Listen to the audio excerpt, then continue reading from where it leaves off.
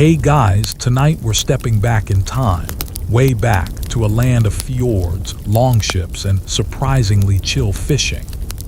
Imagine the crisp, clean air hitting your face, the scent of salt and pine, and the gentle lapping of waves against a sturdy wooden hull. You're not a fearsome raider with a horned helmet because, let's be honest, those helmets were mostly for show and not practical in a fight. You'd probably trip over your own horns. You're a Viking fisherman, and your biggest worry isn't a rival tribe, but whether the cod are biting. So before you get comfortable, take a moment to like the video and subscribe, but only if you genuinely enjoy what I do here. And if you're listening, let me know where you are and what time it is in your corner of the world. Now dim the lights, maybe turn on a fan for that soft background hum, and let's ease into tonight's journey together. You wake with the first hint of pre-dawn light, a faint glow seeping through the smoke hole in the roof of your longhouse. The air inside is thick with the lingering scent of last night's peat fire, mingled with the earthy aroma of stored root vegetables and the faint, briny tang of dried fish. You stretch, a deep, satisfying yawn escaping your lips, and the rough wool of your tunic scratches pleasantly against your skin. Outside, the air is sharp and invigorating, carrying the promise of a new day. You can hear the distant bleating of sheep and the caw of a raven, a familiar symphony that accompanies the beginning of every day in your small, fjord-side settlement. Your small home, built sturdy from timber and turf, is a testament to the practical ingenuity of your people. It's warm, it's dry, and it's your sanctuary. No ornate carvings or grand halls here, just honest, functional living space.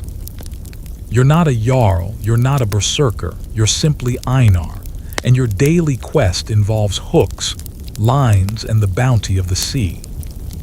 You pull on your sturdy leather boots, their worn surfaces testament to countless journeys across rocky shorelines and through muddy trails. Your breath mists in the cool morning air as you step outside, greeted by the sight of the fjord, a vast expanse of dark, still water reflecting the paling sky.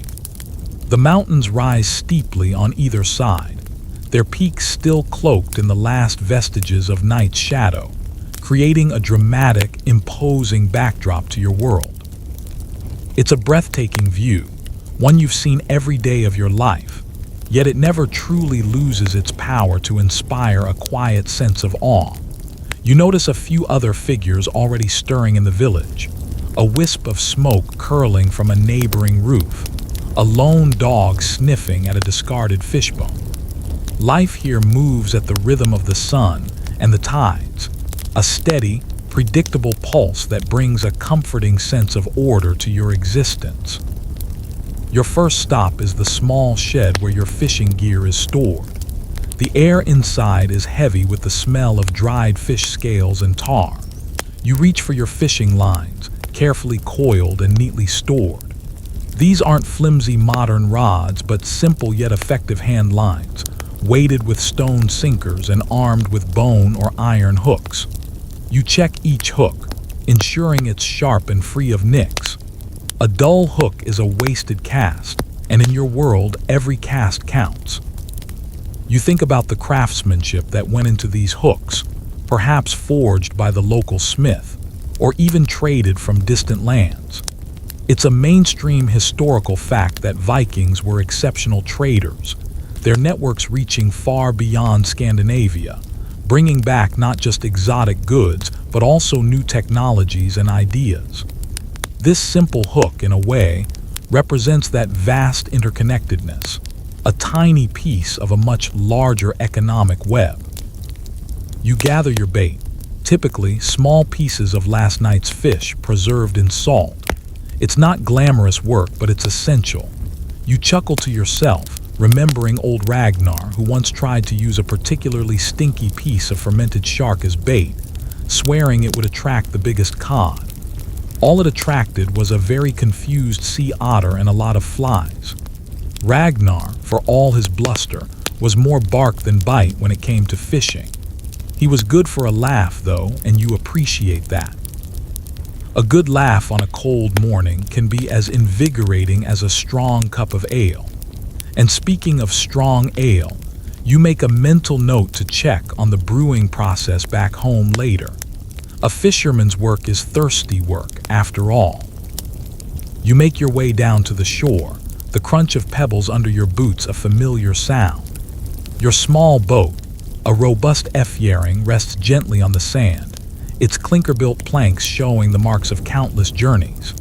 It's not a longship designed for raiding distant shores, but a practical, seaworthy vessel, perfectly suited for the coastal waters of the fjord.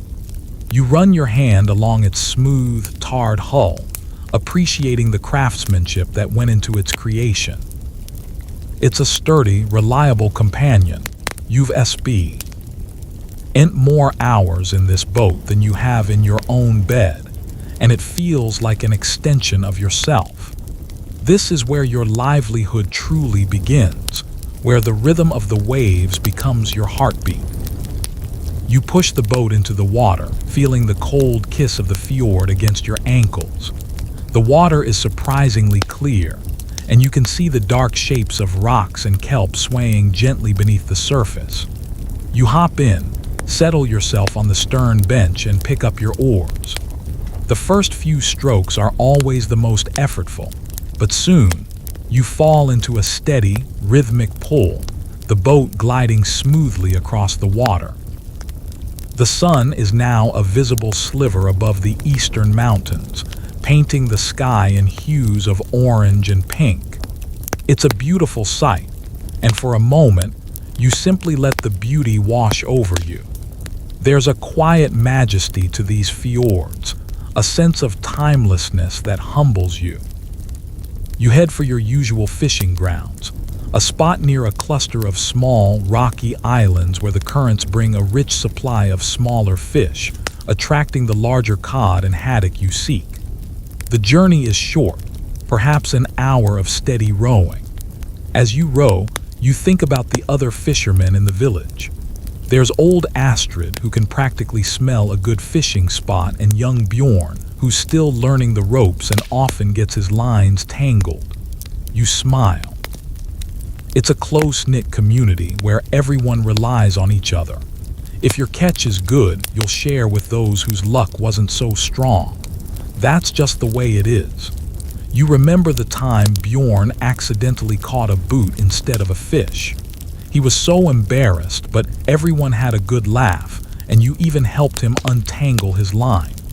Some days, it's more about the camaraderie than the catch. Arriving at your spot, you carefully deploy your lines. You have several, each with multiple hooks, allowing you to cover a wider area and increase your chances of a good catch. You feel the weight of the sinker as it descends, plummeting into the dark depths below. You imagine the bait, wiggling enticingly, a beacon for hungry fish. It's a waiting game now, a test of patience. You settle back, letting the gentle swell of the waves rock your boat. The silence is profound, broken only by the occasional cry of a seabird or the distant splash of a porpoise. This quiet solitude is one of the joys of your work. It allows you to think, to simply be. Sometimes you even hum a little tune, an old folk song about a brave sailor or a resourceful farmer. You feel a subtle tug on one of your lines, a faint vibration that travels up the cord and into your fingertips. Your senses, honed by years of practice, immediately register the presence of something alive on the other end. You wait, giving the fish a moment to properly take the bait, then with a steady hand you begin to reel in the line. The resistance is strong, a powerful pull that tells you this is a good one. You brace yourself, your muscles tensing, and slowly, carefully, you bring the fish closer. It's a dance between man and beast, a test of strength and skill. This is what you live for, this moment of anticipation and triumph. You're not trying to conquer nature, but to work with it, to respectfully take what it offers. As the fish breaks the surface, you see its silvery flanks glinting in the morning sun. It's a magnificent cod, easily a foot and a half long, its eyes wide and startled. With a practiced motion, you swing it into the boat and it thrashes for a moment, sending droplets of water scattering. You quickly dispatch it, a necessary part of the process, and then lay it carefully in your woven basket. You admire its size and plumpness. This will feed your family well, and perhaps leave enough to trade for other necessities, like iron tools or fine linen. The feeling of accomplishment is deep and satisfying. It's a simple pleasure, but a profound one. There's a quirky tidbit about Viking fishing. Sometimes they would use a specific type of lure made from bone that was designed to mimic the movements of smaller fish. It's not just about throwing a hook in the water. There was a real science, or at least a highly developed art to it. You continue fishing for several hours, the sun now high in the sky, warming your shoulders. The fish are biting steadily, and your basket slowly fills. You experience moments of pure focus, where nothing else exists but the line in your hand and the unseen world beneath the waves. And then there are moments of calm reflection, where your mind drifts, considering the vastness of the sea, the mysteries it holds. Historians still argue whether some Viking settlements in Greenland relied more heavily on sealing than fishing for their primary protein source. The evidence suggests a complex interplay of available resources and cultural preferences. For you, here in the fjord, fish is king. You sometimes wonder what life would be like in those distant, icy lands. But then you look around at your familiar fjord, and you're content. You remember once, a few summers ago, you accidentally hooked a rather large seal. It was quite a struggle, and you were convinced for a moment that you decaught the fabled Midgard serpent itself. Of course, it was just a curious seal, and you managed to free it without much trouble, but it gave you a good scare and an even better story to tell by the fire that night. You can still hear the laughter from that evening. It's those small, unexpected moments that make life interesting, isn't it? Another joke. Why did the Viking fisherman bring a net to the party? Because he wanted to catch some rays. Okay, maybe not my best, but you get the idea. It's a chill life, even with the occasional seal encounter. As the afternoon wears on, you notice the sun beginning its slow descent towards the western mountains. The shadows lengthen and the air takes on a cooler edge. You decide you've had a successful day. Your basket is heavy, a testament to your skill and patience. You begin to reel in your lines, carefully coiling them as you go. You take a moment to look back at the distant village, a collection of tiny smoke plumes against the green backdrop of the hills. It's home, and soon you'll be there, sharing your bounty with your family. The thought brings a warmth to your chest that has nothing to do with the sun. The row back is just as rhythmic as the row out, but now there's a sense of purpose and accomplishment. The boat cuts through the water, leaving a small V-shaped wake behind it. You can almost taste the smoked fish you'll have for dinner tonight. You might even treat yourself to a little something extra, perhaps some berries gathered from the nearby woods, or a taste of that strong ale you were thinking about earlier.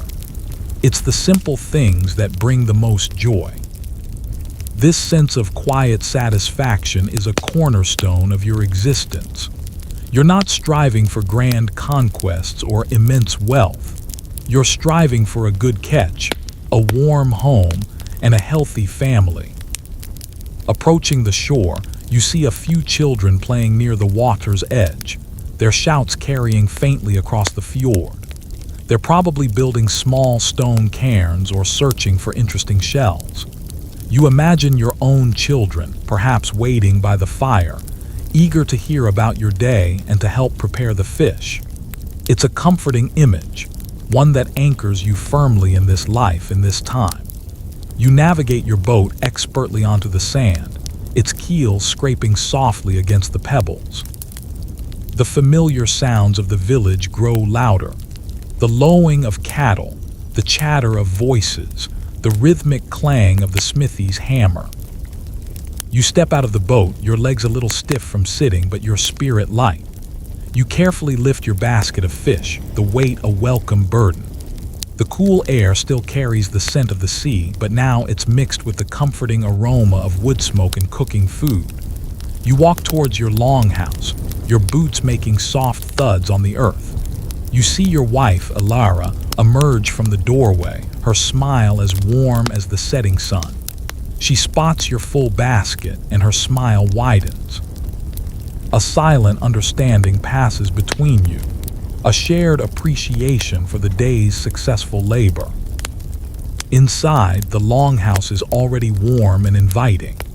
The central hearth casts flickering shadows on the wooden walls, and the familiar sounds of your children's voices greet you. Your eldest, little Thora, rushes forward, her eyes wide with curiosity, asking about your catch. You lift a particularly plump cod from the basket, showing it to her, and she giggles with delight. Your son, young Bjorn, not the tangled line Bjorn from earlier, but your own, reaches out a small hand to touch the fish's scales.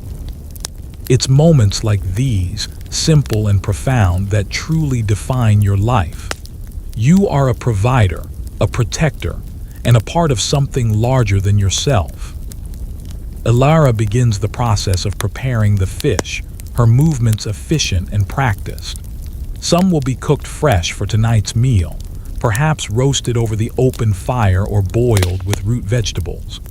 The rest will be cleaned, salted, and hung to dry, ensuring a supply of food for the leaner months. It's a cycle of work and sustenance, a timeless rhythm that has sustained your people for generations. You settle by the fire, feeling the warmth seep into your bones. The aroma of cooking fish begins to fill the longhouse, a comforting smell that signals the end of a productive day and the promise of a satisfying meal. You lean back, closing your eyes for a moment, listening to the gentle hum of activity around you. Life is good, here in your fjord with your family and the bounty of the sea. The next morning, you find yourself on a different mission, one that involves not the sea but the land. You're accompanying a small group of villagers into the nearby forests to gather wood. This isn't for building, not today, but for fuel. The hearth in your longhouse consumes a surprising amount of wood, especially during the long, dark winters, and a good supply is essential for warmth and cooking. The air is still crisp, but the sun is already higher than yesterday, casting long, dancing shadows through the trees. You carry a sturdy axe, its head gleaming from recent sharpening, and a coil of rope slung over your shoulder. The forest is a different kind of wild from the fjord, but just as vital to your survival. You walk with familiar companions, stout, jovial Olaf, whose booming laughter can be heard from a mile away, and quiet, observant Sigrid, who knows every plant and animal in these woods.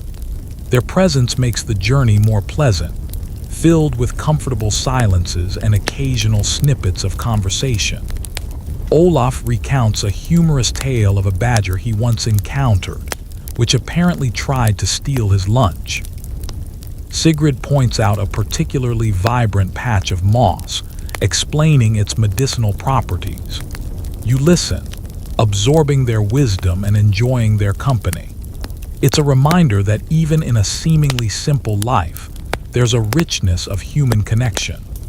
The forest floor is soft underfoot, cushioned by centuries of fallen leaves and pine needles, and the scent of damp earth and resin is invigorating. As you delve deeper into the woods, the canopy overhead thickens, dappling the sunlight into shifting patterns on the ground. You pass ancient, gnarled trees, their trunks scarred by lightning and time, silent witnesses to countless seasons. You're looking for fallen trees or dead branches that can be easily harvested. It's important to respect the forest, not to simply cut down living trees indiscriminately. Your people understand the delicate balance of nature, and the need to live in harmony with it. This deep ecological understanding is a mainstream historical fact about many pre-industrial societies, who often had sophisticated systems of resource management, even if they didn't articulate it in modern scientific terms. Olaf, with a booming laugh that echoes through the trees, spots a particularly large fallen birch. "Ah, a gift from the gods," he exclaims, already approaching it with his own axe. You join him, assessing the tree. It's a good size, enough for several days' worth of fuel. You begin to work, the rhythmic thud of axes against wood filling the forest. Your movements are efficient, honed by years of practice. You feel the satisfying bite of the blade as it sinks into the wood, splitting it cleanly. It's hard work, but there's a deep satisfaction in physical labor, in seeing the tangible results of your efforts. While you chop, Sigrid carefully gathers fallen twigs and smaller branches, explaining that even these will be useful for kindling. She points out a patch of wild berries, still green but promising a sweet harvest later in the summer. Her knowledge of the forest is truly impressive. You tease Olaf, asking if he's ever tried to charm a tree into falling for him, rather than swinging his axe. He just grins, wiping sweat from his brow, and tells you he prefers a more direct approach. Sometimes, he says, the simplest way is the best way, especially when it comes to getting a good fire going. You pause for a moment to catch your breath, leaning on your axe. The air is filled with the scent of freshly cut wood, a clean, woody aroma that signifies honest work. You wipe your brow with the back of your hand, feeling the sun's warmth on your skin. You notice a small, brightly colored bird flitting between the branches above you, its song a delicate counterpoint to the thud of axes. It's a peaceful sound, one that calms your mind. You think about how different this is from being out on the open water. Each environment has its own challenges and its own rewards. Suddenly, Olaf lets out a hoot of laughter. He's managed to get his axe stuck in a particularly stubborn knot of wood. He tugs and pulls, grumbling good-naturedly, but the axe remains firmly wedged. You walk over, suppressing a smile, and offer a bit of advice on how to free it. Sometimes, it just takes a different angle, a bit of leverage. It's a bit of a quirky tidbit, but many Viking axes were designed not just for combat, but also as versatile tools for felling trees and shaping wood. The same axe that might parry a blow could also split a log for your fire. It makes you appreciate the multi-purpose nature of their tools. After a few more minutes of concerted effort, the axe comes free with a satisfying pop. Olaf pats the tree trunk, as if chastising it, and then gets back to work with renewed vigor. You guess that perhaps the tree just wanted a hug from him, seeing as he's so boisterous. He pretends to be insulted, but a twinkle in his eye gives him away. Humor is a vital part of everyday life, a way to lighten the load and strengthen bonds. You remember a story about a chieftain who was so notoriously clumsy. He once tripped over his own feet while trying to impress a visiting dignitary. The dignitary was reportedly more amused than offended. As the morning progresses, you accumulate a sizable pile of split wood. You work together, forming a human chain to carry the heavier pieces out of the denser parts of the forest to a more accessible clearing. The ropes come in handy now, used to bind the logs into manageable bundles. You feel your muscles ache pleasantly with the effort, a healthy exhaustion that promises a good night's sleep. The sun is now directly overhead, marking the midpoint of your day. It's time for a short break, a moment to replenish your energy before the journey back.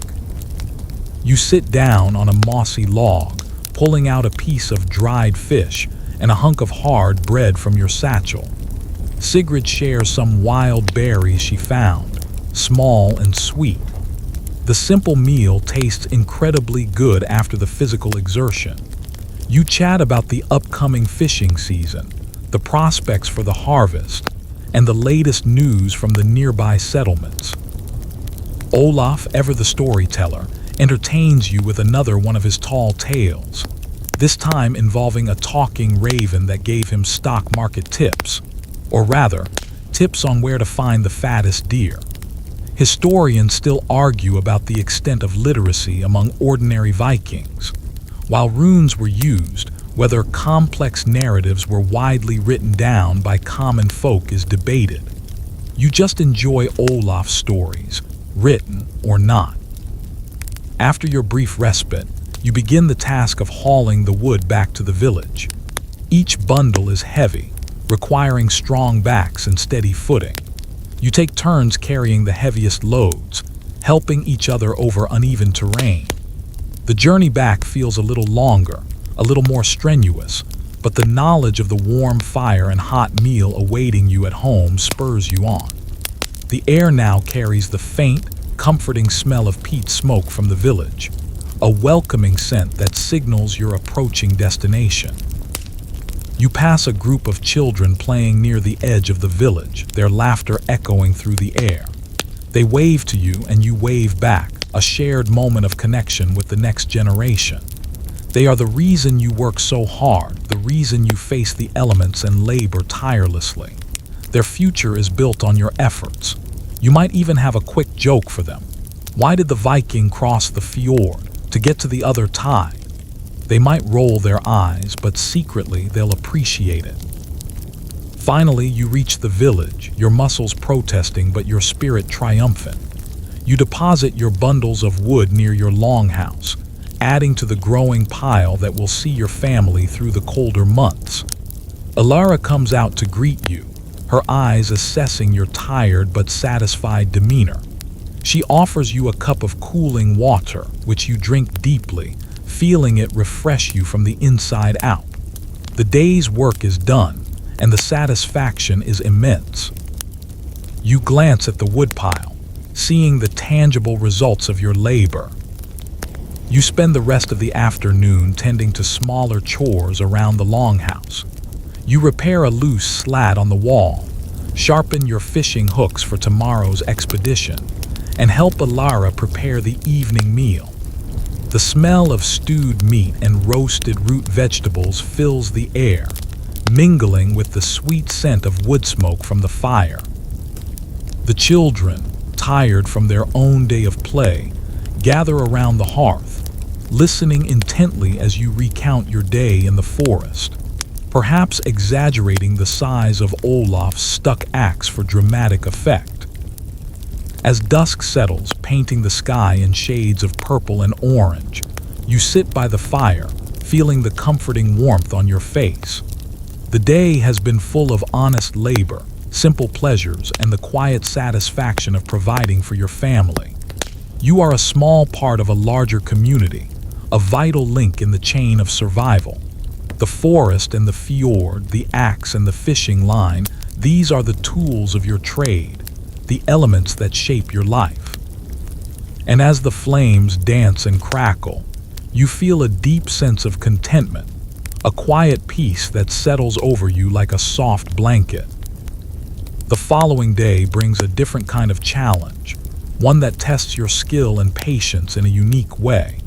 Today, you are repairing fishing nets. This isn't a task for the faint of heart or the clumsy-fingered. It requires meticulous attention to detail and a steady hand. You sit cross-legged on the ground outside your longhouse, a large, intricately woven net spread out before you. The sun is bright, warming your back, and a gentle breeze rustles the leaves in the nearby trees.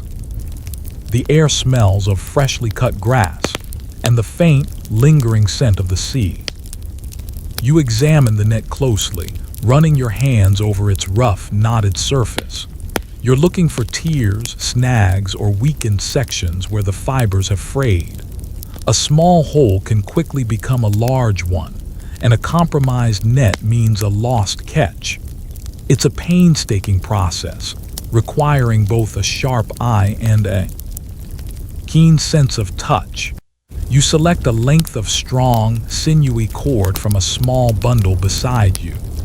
This cord, made from twisted plant fibers or animal sinew, is durable and resilient, perfect for the demanding work of net repair. You begin to work, your fingers moving with practiced ease. You thread the new cord through a needle made of bone, then carefully weave it through the existing netting, replicating the intricate knotting pattern. It's like solving a silent puzzle, each stitch bringing you closer to a perfectly restored net. Your focus is absolute, your mind entirely absorbed in the task. This isn't just a chore, it's an art form passed down through generations. A well-repaired net is a source of pride, a testament to your craftsmanship. As you work, your younger son, young Bjorn, comes to sit beside you, his small eyes wide with curiosity. He watches your fingers, fascinated by their deft movements. You explain to him, in simple terms, what you're doing, allowing him to gently touch the rough texture of the net. You tell him how important it is to keep the net strong, so they can bring in many fish for the family. It's an early lesson in responsibility and the value of hard work, a part of his upbringing that will shape him into a capable adult. You sometimes wonder if he'll be a fisherman like you, or perhaps a farmer, or even a skilled craftsman. You recount a story to him, a humorous tale of a time you were repairing a net and accidentally tied a knot so tight you couldn't untie it. You had to cut it out and start over, much to the amusement of your fellow fishermen. You joke that even the best fishermen have their tangled moments. He giggles, understanding the humor. Another joke you might tell him: why did the fish blush? Because it saw the ocean's bottom. Not quite as good as the seal story, but it gets a smile. It's a mainstream historical fact that fishing was a cornerstone of the Viking economy, providing not only food for local consumption, but also a highly valued commodity for trade. Dried fish, particularly cod, was lightweight, non-perishable, and packed with protein, making it an ideal staple for long voyages and a lucrative export. Your meticulous net repair contributes directly to this vital economic activity, connecting your quiet life in the fjord to the wider world of Viking trade.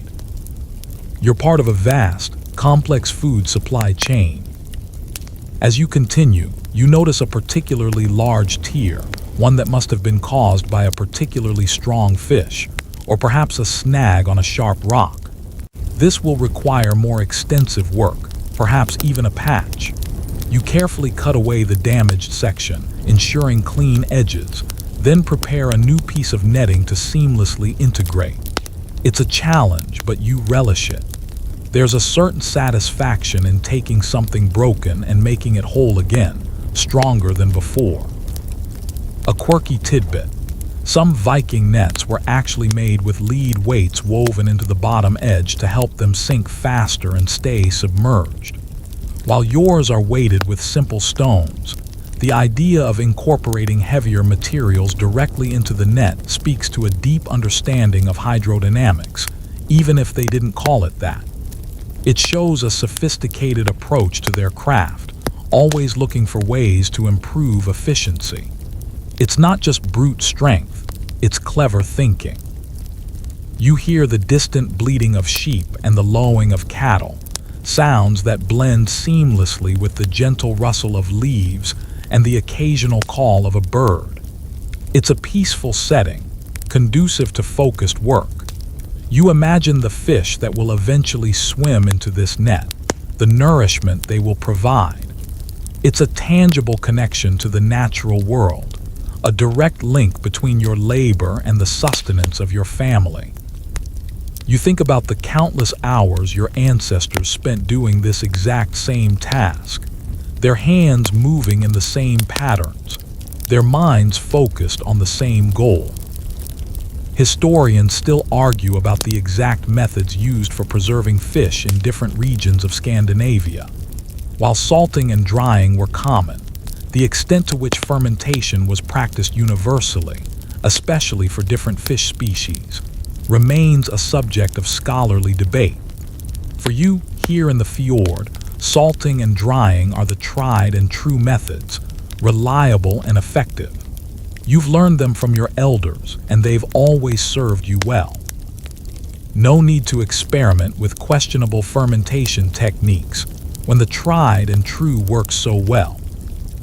You feel a slight cramp in your legs from sitting in the same position for so long, so you shift, stretching your back. The sun is now higher, its warmth penetrating your tunic.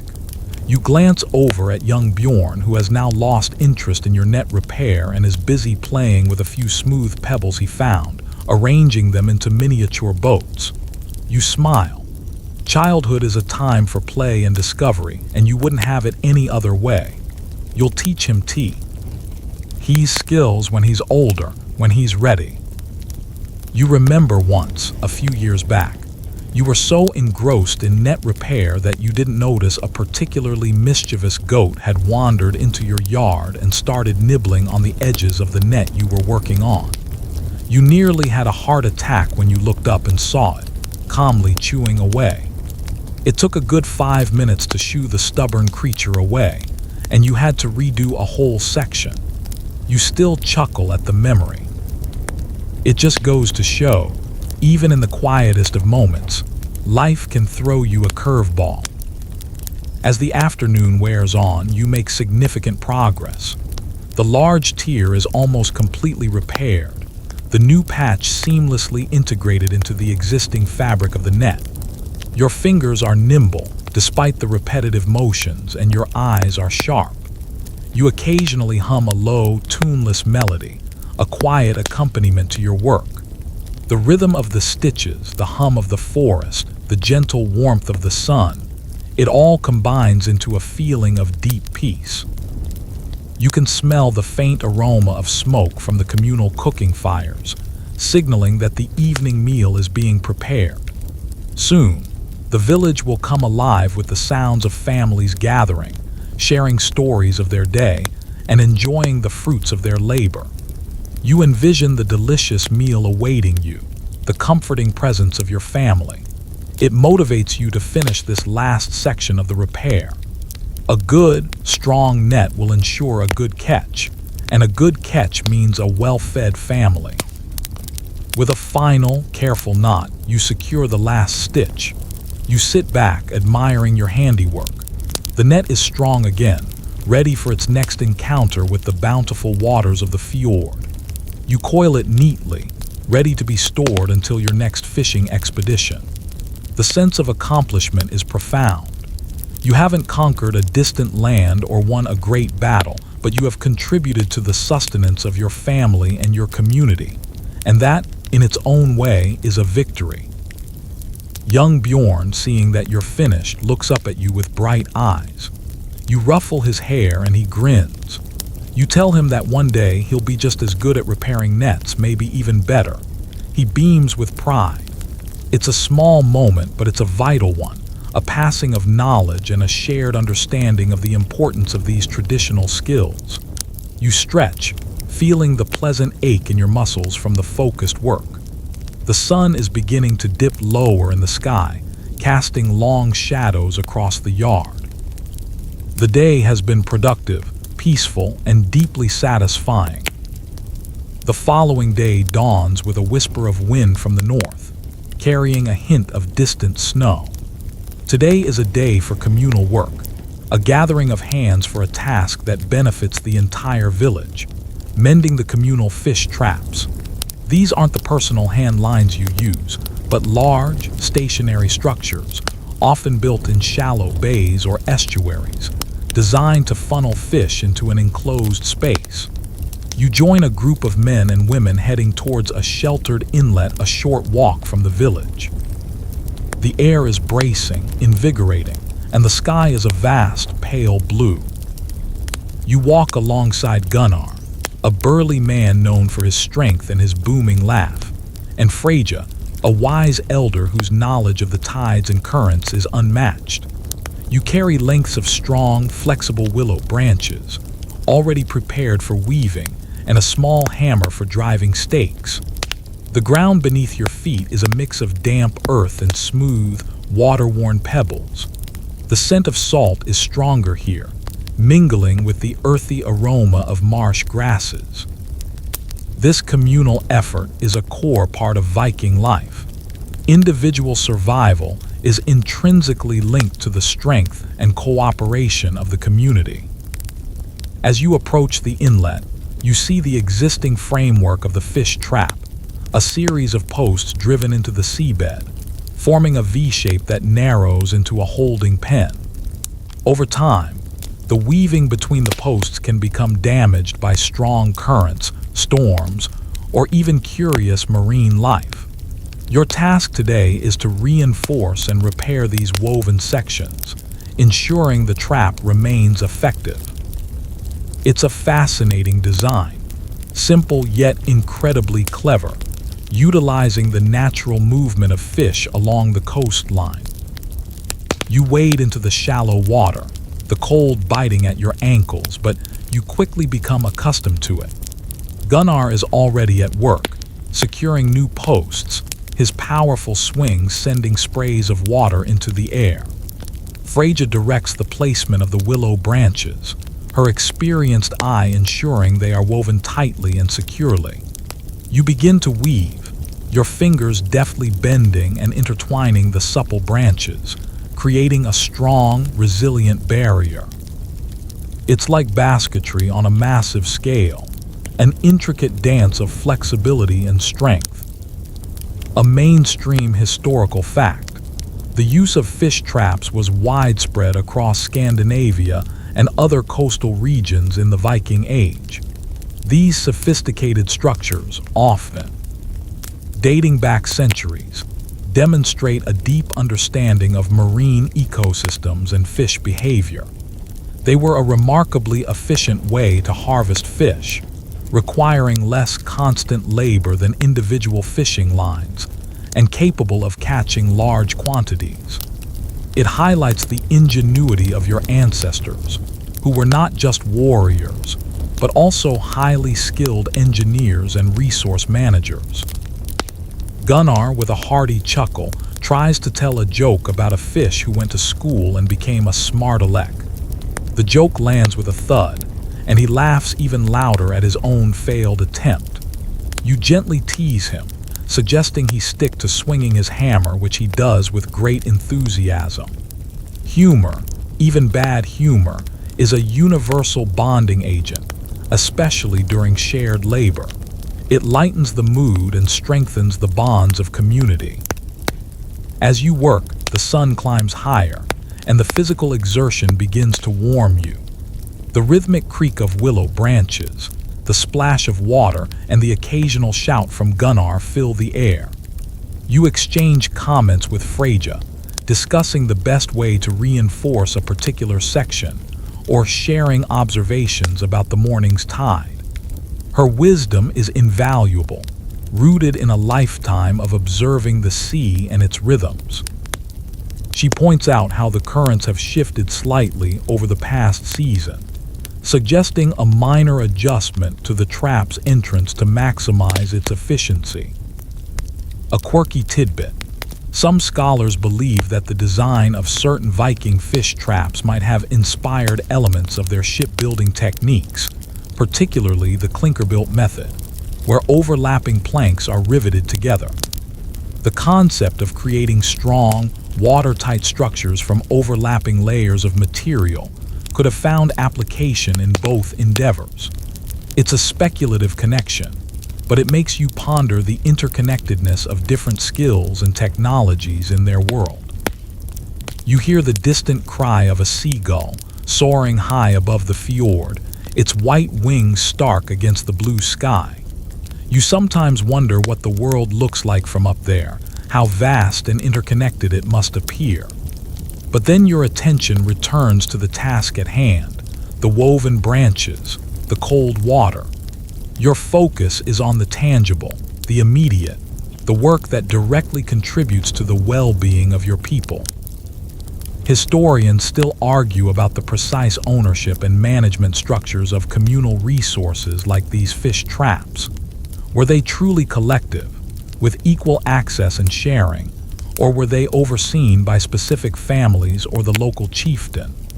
The evidence is often sparse, leaving room for scholarly debate on the nuances of Viking Age resource distribution. For you, it's simply our fish trap, a shared endeavor that feeds the village. The details of who technically owns what are less important than the practical reality of cooperation. You remember a particularly rough storm last winter when the waves crashed over the trap, tearing through sections of the weaving. It took days to repair, with everyone pitching in, working tirelessly despite the biting cold. But the shared effort made the task lighter, and the satisfaction of seeing the trap restored was immense. That's the strength of your community, facing challenges together, relying on each other. You wouldn't trade it for anything. Gunnar, always full of energy, tries another joke. What's a fish's favorite instrument? The bass guitar. This time, you actually let out a small chuckle and Freyja gives him a knowing smile. Perhaps his jokes are improving, or perhaps you're just getting used to them. Either way, it adds a layer of warmth to the cold water and hard work. Laughter, even forced laughter, releases tension and strengthens social bonds. As the morning progresses, the sections you've been working on begin to take shape. The new willow branches are securely woven, creating a dense, impenetrable barrier. You step back for a moment, admiring the collective effort. The trap looks strong, ready to withstand the currents and provide a plentiful harvest. The sun, now high in the sky, glints off the water, making the fjord sparkle. The air is filled with the sounds of productive labor, a comforting symphony of human effort. You take a short break, sitting on a dry patch of grass, and share some dried meat and berries with Gunnar and Freyja. The simple meal tastes incredibly satisfying after the exertion. You discuss the prospects for a good fish run in the coming weeks, based on the signs in the water and the behavior of the seabirds. Freyja, ever the pragmatic one, reminds everyone not to get too confident. The sea always has its surprises. Her caution is wise. Humility before nature is a lesson learned early and often in your world. After the break, you return to the water for the final push. The remaining sections of the trap are quickly reinforced, and the last of the willow branches are expertly woven into place. You stand shoulder to shoulder. Why? Your fellow villagers, a sense of shared accomplishment uniting you. The sun begins its slow descent, casting long shadows across the water. The air is cooler now, carrying the faint promise of evening. The task is complete. You wade out of the water, feeling the chill seep into your bones, but also the warmth of satisfaction. You look back at the mended fish trap, a testament to collective effort and ingenious design. It will stand strong, providing for your community. You walk back towards the village with Gunnar and Freyja, the sense of camaraderie strong. The day has been productive, physically demanding, but deeply rewarding. As you near the longhouse, the comforting smell of wood smoke and cooking food greets you. Your family will be waiting, eager to hear about the day's work. You imagine yourself by the fire, warming your chilled feet, sharing a meal and recounting the stories of the mended fish trap. It's a simple life perhaps, but it is rich in purpose and connection. And as the stars begin to prickle the deepening twilight sky, you feel a profound sense of belonging, a quiet peace that settles deep in your soul. Today, the weather shifts, bringing a misty, cool air that hangs heavy over the fjord.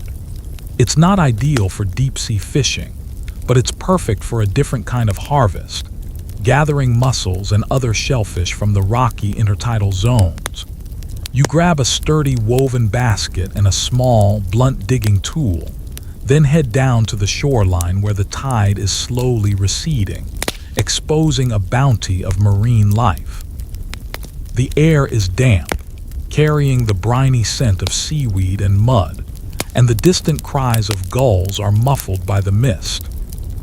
You walk carefully over the slippery, seaweed-covered rocks, your eyes scanning the crevices and pools left behind by the retreating tide. Your boots grip surprisingly well on the slick surfaces, a testament to their worn but sturdy construction. You're looking for clusters of mussels clinging to the rocks, their dark shells gleaming with iridescence. You also keep an eye out for clams buried in the sand, or perhaps even a stray crab scuttling sideways under a stone. It's a treasure hunt, albeit a very practical one. You find a promising cluster of mussels nestled tightly together. You use your digging tool to carefully pry them from the rock, feeling their stubborn resistance before they finally yield. You drop them into your basket, the shells clinking softly against each other.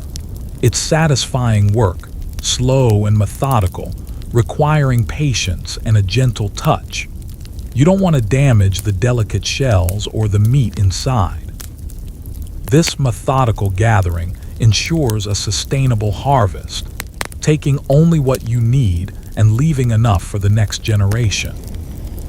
As you work, you notice a young boy from the village, perhaps no older than your own son, also gathering shellfish with his mother. He looks up at you, his face streaked with mud, and gives you a shy smile. You return it, a silent acknowledgement of shared labor and a shared livelihood. It's a reminder of the generational knowledge passed down in your community, the skills and traditions that bind you together. A mainstream historical fact: shellfish, particularly mussels and oysters, were an important supplementary food source for Viking communities, especially in coastal areas. They provided protein and essential nutrients, complementing the main diet of fish and farmed produce. Their abundance and ease of collection made them a reliable food source, particularly during times when other food sources might be scarce. It's a testament to the ingenuity of ancient peoples to utilize every available resource. You recall a humorous incident from your youth when you were first learning to gather mussels. You were so eager to fill your basket that you slipped on a particularly slimy patch of seaweed and ended up sitting in a tidal pool, soaked and covered in mud. Your father, bless his heart, laughed so hard he nearly fell in himself. You emerged from the water looking like a muddy, disgruntled sea monster, but you learned a valuable lesson about patience and careful footing. You continue moving along the shoreline, following the retreating tide. The mist begins to thin slightly, revealing the distant, dark shapes of the mountains across the fjord. The silence is profound, broken only by the gentle slurp of the tide and the occasional cry of a curlew. It's a peaceful solitude, a chance to connect with nature in a quiet, intimate way. The world feels vast and ancient, and you are a small, humble part of it. A quirky tidbit: some archaeological finds suggest that Viking communities would sometimes create middens, large refuse heaps primarily composed of discarded shells. These middens provide valuable insights into their diet and environmental impact. While you're certainly not creating a midden on a grand scale, the shells in your basket will eventually contribute to the natural cycle of the shore. It's fascinating how even their waste tells a story about their lives. You find a particularly rich bed of clams, their telltale siphons visible as small holes in the wet sand. You carefully dig them out, feeling the resistance as your tool penetrates the soft earth. Each clam is a small victory, a tiny addition to your growing bounty. You think about the different ways Alara will prepare them, perhaps steamed or added to a hearty stew. The thought of a warm, flavorful meal makes your stomach rumble slightly. Historians still argue about the extent to which different Viking communities specialized in certain food gathering techniques. Did some villages focus more on fishing, while others prioritized hunting or foraging? The answer likely varied depending on local resources and cultural traditions. For your community, nestled by the fjord, a diversified approach, blending fishing, foraging, and farming, seems to be the key to survival and prosperity. It's about making the most of what nature provides, in all its forms. As you work, you hum a low, tuneless melody, a quiet accompaniment to the rhythmic sounds of the tide and your gathering efforts. The air now feels a little warmer as the sun begins to pierce through the thinning mist. You glance at your basket, pleased with its growing weight. It's not the dramatic haul of a successful fishing trip, but it's a steady, reliable source of nourishment, a valuable addition to your family's larder. You joke to yourself that you're like a professional shell collector, just with a much more practical purpose. You remember an older woman in the village, Grimhild, who claimed she could tell the future by observing the patterns of seaweed on the shore. She was full of such quirky beliefs, but she was also remarkably good at finding the best patches of shellfish. So perhaps there was something to her methods after all. You always listened with a smile, never quite believing, but always appreciating her unique perspective. Sometimes, a little superstition adds a bit of spice to life, doesn't it? As the tide begins to turn, slowly creeping back in, you decide it's time to head back. Your basket is pleasantly heavy, filled with a good assortment of mussels and clams. You carefully retrace your steps over the rocks, mindful of the rising water. The mist has almost completely dissipated now, and the fjord sparkles under the pale sun. The air feels cleaner, fresher, carrying the invigorating scent of the sea. You walk back towards the village, the weight of your basket a comfortable reminder of your productive morning. You pass other villagers returning from their own foraging trips, some carrying baskets of berries, others with bundles of medicinal herbs. You exchange greetings, a sense of shared purpose connecting you all. It's a community built on cooperation, on each person contributing their skills and efforts for the common good. Arriving back at your longhouse, you present your bounty to Alara. She smiles, appreciative of your efforts, and immediately begins the process of cleaning the shellfish. The air fills with the faint, briny aroma as she meticulously scrubs each shell. You watch her, a quiet contentment settling over you. It's a simple act, this gathering and preparing of food, but it is the very foundation of your existence. You gather your children, inviting them to help with the simpler tasks, like rinsing the mussels in a bucket of fresh water. They delight in the splashing and the feel of the cool shells. It's another lesson, another connection to the land and the sea, another step in their journey towards becoming capable, self-sufficient members of the community. You tell them that these mussels, once cooked, will taste like the very essence of the fjord. They look at you with wide, expectant eyes. As the day draws to a close, the sun dipping below the western mountains, you sit by the fire, the sounds of your family around you. The aroma of cooking shellfish, perhaps a simple steaming with a few herbs, fills the longhouse.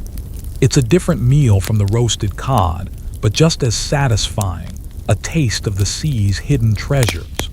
You feel a deep sense of gratitude for the abundance that nature provides, and for the strength of your community in harnessing it. It's a life deeply intertwined with the natural world, a life of quiet purpose and profound satisfaction. The next few days bring a change in the weather, a clear, crisp air that signals stable conditions for venturing further out into the open waters of the fjord. Today, you're not just fishing for dinner, you're fishing for trade. Your goal is a substantial catch of cod, dried and prepared specifically for exchange at the upcoming market day in a larger settlement down the coast. You prepare your larger boat, a sturdier vessel capable of handling the choppier waters further out, and carefully load extra lines and heavier sinkers. You set out before dawn, the stars still faintly visible in the indigo sky, their reflections shimmering on the still surface of the fjord. The air is cold, biting at your cheeks but exhilarating. You're accompanied by Håkon, a seasoned fisherman whose weathered face tells tales of countless hours spent on the water, and young Thorkel, who is eager to learn and proving to be a quick study. Their quiet presence is comforting, a shared understanding of the serious nature of this journey. This isn't just about feeding your family. It's about contributing to the wider economy of your community. You row with a steady, powerful rhythm, the long oars cutting cleanly through the water. The boat glides effortlessly, its clinker-built hull whispering across the surface. The sun slowly begins to paint the eastern horizon in hues of fiery orange and soft rose, a breathtaking spectacle that makes the early start worthwhile. Håkon points out a particularly large flock of seabirds diving in the distance, a sure sign of schooling fish beneath the surface. His experience is invaluable, guiding you towards the most promising fishing grounds.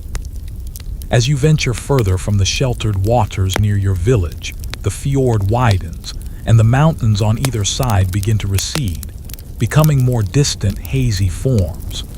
The water takes on a deeper, darker hue, reflecting the vastness of the sky above. You reach the outer edges of the fjord, where the currents are stronger and the fish are typically larger and more abundant. This is where the true test of a fisherman lies, out in the open, relying on skill, knowledge, and a bit of good fortune. You drop your lines, multiple hooks baited with strips of fresh fish, letting them plummet to the depths. The water here is much deeper, and it takes longer for the sinkers to reach the bottom.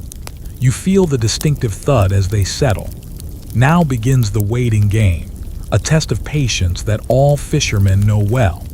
You watch the subtle movements of your lines, feeling for the faintest tug, the slightest tremor that signals a potential bite. A mainstream historical fact. Long-distance trade was a fundamental aspect of Viking society, linking distant settlements and cultures. Dried fish from Norway and Iceland, for example, was traded as far south as continental Europe, demonstrating a complex economic system that underpinned their expansion and settlement. Your catch today is a small but significant part of this vast trading network, connecting your small fjord to a much larger world. Håkon, with his deep, rumbling voice, recounts a story of a time he caught a halibut so massive, it nearly pulled him out of the boat. He claims it looked at him with an accusing eye as if he just ruined its plans for world domination. Thorkel listens, wide-eyed, clearly impressed. You chuckle, imagining Håkon in a wrestling match with a giant flatfish. A bit of light-hearted banter always makes the waiting more enjoyable. Another joke. Why did the Viking fisherman get kicked out of the library? He was telling too many tall tales. Suddenly, a violent tug on your line. This isn't a small cod, this is something substantial. You brace yourself, your feet planted firmly, and begin to haul. The resistance is immense, a powerful, determined force pulling back against you. Your muscles strain and you can feel the cord cutting into your calloused hands, despite the thick leather gloves you wear. Thorkel quickly begins to help, his young muscles straining alongside yours. It's a shared effort, a battle against the unseen depths. A quirky tidbit. Some Viking sagas contain references to giant sea monsters, like the kraken or the half-youth, which may have been exaggerated accounts of encounters with large squid, whales, or even massive schools of fish. While you're certainly not expecting a mythical beast, This powerful struggle with the fish certainly feels like a primal contest. It's easy to see how such struggles could give rise to legends. After a long, strenuous pull, a monstrous cod breaks the surface, its body thick and gleaming, its mouth agape. It's truly a magnificent specimen, easily the largest you've caught in seasons. You and Thorkel heave it into the boat, and it thrashes violently for a moment before you quickly dispatch it. The sheer size of it brings a wide grin to your face. This one fish alone will be worth a good deal at market. It's a testament to the richness of these fishing grounds. Historians still argue about the extent to which Viking trade was based on barter versus the use of rudimentary forms of currency, such as silver rings or hack silver. While silver was certainly valued, the day-to-day exchange of goods like fish likely involved direct bartering for other necessities. For you, the value of this fish is measured not just in silver, but in what it can be traded for: grain, tools, or perhaps even a beautiful piece of imported cloth for a lira. You continue fishing for several more hours, enjoying a remarkably successful day. The basket fills steadily. With a mix of cod and haddock, each fish a testament to the ocean's bounty. The sun now shines brightly, warming the air, and the gentle swell of the open water is a soothing motion. You feel a deep satisfaction, knowing that your efforts will directly contribute to the prosperity of your community. Hacken, seeing your impressive catch, jokes that you must have a secret charm or perhaps a talking fish whispering tips into your ear. You just smile, attributing it to good luck and a keen eye. But inwardly, you know it's years of experience, a deep understanding of the sea, and a connection to its rhythms that truly guides your hand. Another joke. What did the fisherman say to the magician? Pick a cod, any cod. As the afternoon wears on, you decide it's time to head back. The boat is heavy with your catch, riding low in the water. The row back is more strenuous, but the sight of your full baskets gives you renewed energy. The distant mountains begin to grow larger again, their familiar shapes welcoming you home. The air is still clear, but the setting sun paints the western sky in fiery hues, signaling the end of a long, productive day. You arrive back at the village just as dusk begins to settle, the smells of wood smoke and cooking food drifting out to meet you. Other fishermen are also returning, their boats similarly laden. A sense of shared triumph fills the air. You pull your boat onto the shore, the effort made lighter by the help of a few villagers who come down to assist. Your family is there, waiting, their eyes widening at the sight of your impressive haul. Ilara inspects the large cod you caught, her smile radiating pride. Young Thorkel, beaming, recounts the struggle of bringing in the giant fish, clearly thrilled by the experience.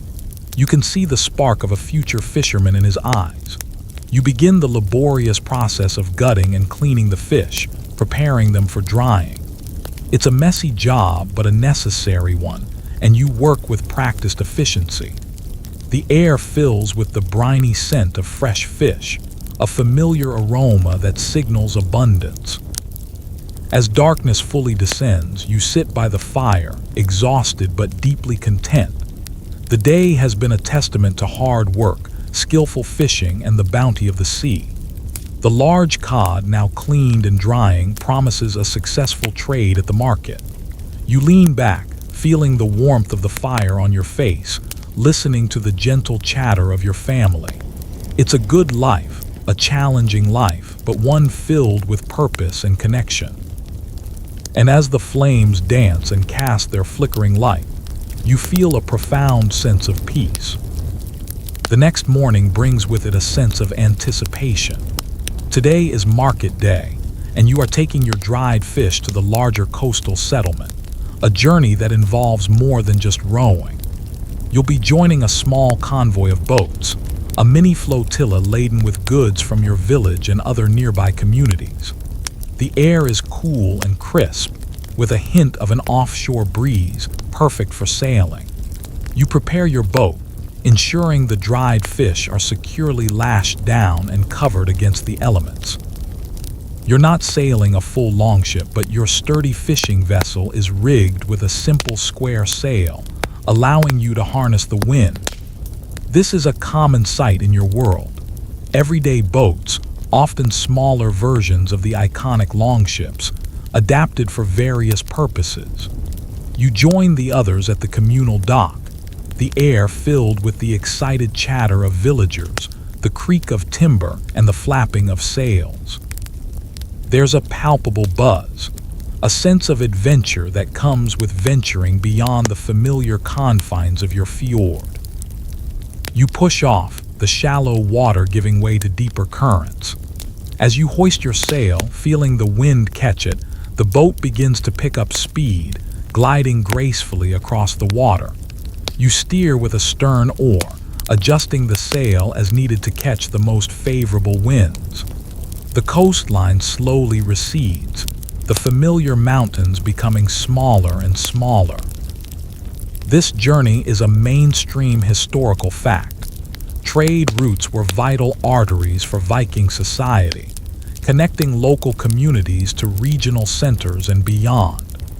Markets were essential hubs for the exchange of goods, ideas, and even news.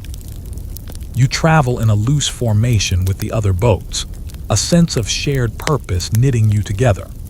There's a mix of fishing boats like yours, smaller vessels laden with agricultural produce, and perhaps even a larger trading nar carrying more valuable cargo.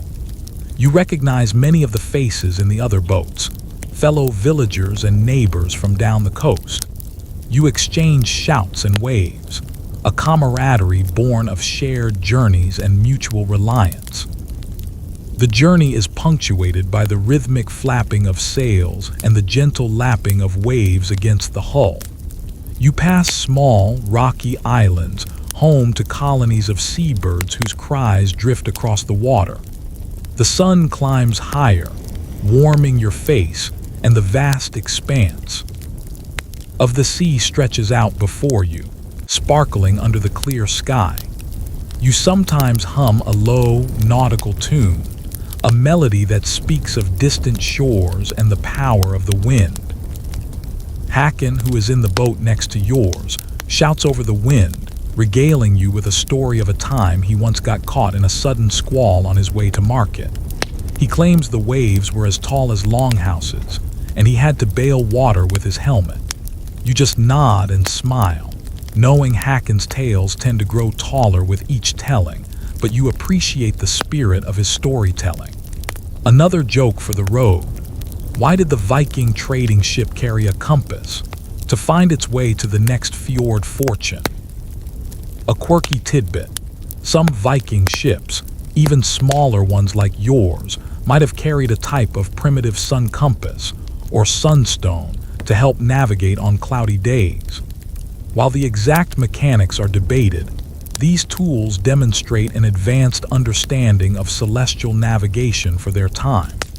You mostly rely on familiar landmarks and the position of the sun, but the idea of such a device is fascinating. As you near the larger settlement, the coastline begins to change, becoming more built up. You see more houses, larger docks, and the faint outline of a defensive wall. The air fills with a different array of sounds, the distant shouts of merchants, the lowing of cattle, and the clang of the blacksmith's hammer. It's a bustling, vibrant place, a stark contrast to the quiet solitude of your fjord. You feel a sense of excitement mixed with a touch of apprehension. Market day is always a sensory overload. Historians still argue about the precise organization of Viking markets. Were they formal, designated places with fixed dates, or more opportunistic gatherings? Evidence suggests a mix, with some established market towns emerging alongside more informal trading spots. Regardless, they were crucial for the exchange of goods that couldn't be produced locally, filling gaps in the self-sufficiency of individual communities. You're simply glad to be here, with your fish, ready to trade. You expertly maneuver your boat towards the designated landing area for fishing vessels, pulling alongside the crowded docks. The air is thick with the mingled scents of fish, tar, wood smoke, and 100 different goods. People mill about, talking, shouting, bartering, creating a cacophony of sound. You secure your boat, then begin the laborious process of unloading your precious cargo of dried fish. Each bundle is carefully lifted, its weight a testament to your efforts. You set up your small stall, spreading out your dried fish on a clean piece of hide. The quality is excellent, the fish firm and perfectly preserved. You wait for potential buyers, observing the flow of people, listening to the various languages and dialects being spoken.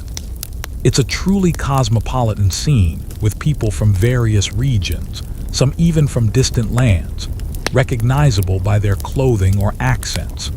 You see merchants hawking furs, amber, timber, and even exotic spices. A merchant approaches your stall, a man with a shrewd eye and a neatly trimmed beard. He examines your fish, sniffing it, testing its firmness.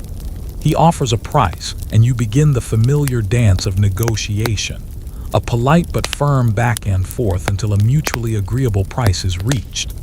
You trade a portion of your fish for a measure of grain, some new iron tools, and a length of brightly dyed wool, a special treat for Alara.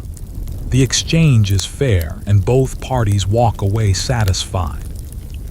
You joke that haggling is like fishing. You just have to know when to reel them in. You spend the rest of the day observing the market, soaking in the vibrant atmosphere. You see a traveling storyteller, captivating a crowd with tales of legendary heroes and mythical beasts. You watch a skilled craftsman shaping a piece of silver. His hammer blows rhythmic and precise. You taste a new kind of cheese, something you've never encountered before. It's a glimpse into a wider world, a world beyond the fjords, filled with new experiences and opportunities. You meet up with Hakon and Thorkel, who have also completed their trades, their baskets now filled with different goods. You share a meal at a bustling alehouse, enjoying a hearty stew and a generous mug of ale. You recount your market experiences, comparing notes on prices and the quirks of different merchants. Thorkel is particularly enthralled by the sights and sounds, his eyes shining with wonder. It's a good day, a profitable day, and a day filled with new impressions. As dusk approaches, you gather your new acquisitions and make your way back to your boat. The market is slowly winding down, the crowds thinning, the shouts growing fainter. The air is cooler now, and the scent of wood smoke is stronger. You untie your boat, and with a final push, you're back on the water, heading home. The return journey is quieter, more reflective, the day's excitement giving way to a calm satisfaction. The sail catches the evening breeze, guiding you swiftly across the water. The stars begin to emerge in the darkening sky, familiar constellations appearing one by one. You steer towards the distant lights of your village, a warm, welcoming beacon in the twilight. You think about the goods you're bringing home, the grain that will feed your family, the tools that will aid your work, the wool that will warm Alara. It's not just about trade, it's about providing, about enhancing the lives of those you love. Finally, you reach the familiar shores of your fjord, pulling your boat onto the sand. Alara and the children are there, waiting for you, their faces illuminated by the flickering light of torches. You unload your precious cargo, explaining each item and watching their faces light up with joy. The new wool for Alara brings a special smile to her face. You feel a deep sense of accomplishment, not just from the successful trade, but from the journey itself, the connection to the wider world that you've experienced. You're not just a fisherman, you're a trader, an explorer in your own way. The rhythm of your life, though seemingly simple, is deeply intertwined with the changing seasons. As summer slowly begins to wane, Giving way to the crisp days of autumn, your focus shifts once more. Today, you are involved in preserving the bounty of the summer's harvest, specifically by drying the last of the season's berries. This ensures a source of sweetness and vital nutrients during the long winter months when fresh produce is scarce. You sit outside your longhouse, a large wooden tray laden with bright red lingonberries, their tart fragrance filling the air. The sun is warm on your back, but there's a distinct coolness in the air, a hint of the coming frost. You carefully spread the berries in a thin, even layer on the drying racks, turning them gently to ensure even exposure to the sun and air. This process, deceptively simple, requires patience and attention to prevent spoilage. You want them perfectly shriveled and sweet, not moldy. This type of food preservation is a mainstream historical fact, essential for survival in regions with harsh winters, allowing communities to store food for long periods. Your eldest daughter, Thora, sits beside you, her small hands mimicking your movements. She giggles as a few berries roll off the tray, quickly retrieving them with surprising agility. You tell her stories of your grandmother, who could tell the exact ripeness of a berry just by its smell, and who always found the most abundant patches. It's another lesson passed down, another connection to the generations that came before you. As you work, a flock of migrating birds flies overhead, their calls echoing in the clear autumn air. They are heading south, seeking warmer climes, a stark reminder of the seasonal changes that govern your life. You sometimes wonder about the places they go, the distant lands they see. But your world, though smaller, is rich and full, and you find contentment in its familiar cycles. A quirky tidbit. In some Scandinavian cultures, it was believed that certain berries had magical properties, offering protection against evil spirits or bringing good fortune. While you're more focused on their nutritional value, you might secretly hope they bring a little extra sweetness to your winter. Perhaps they'll ward off the winter blues at least. You might joke that if you eat enough of them, you'll be able to fly south for the winter too, just like the birds. You hear the distant sounds of other villagers also engaged in similar preparations. The gentle thud of an axe as someone splits wood, the lowing of cattle being brought in from the pastures, the faint shouts of children at play. It's a symphony of autumn, a collective effort to prepare for the challenges of winter.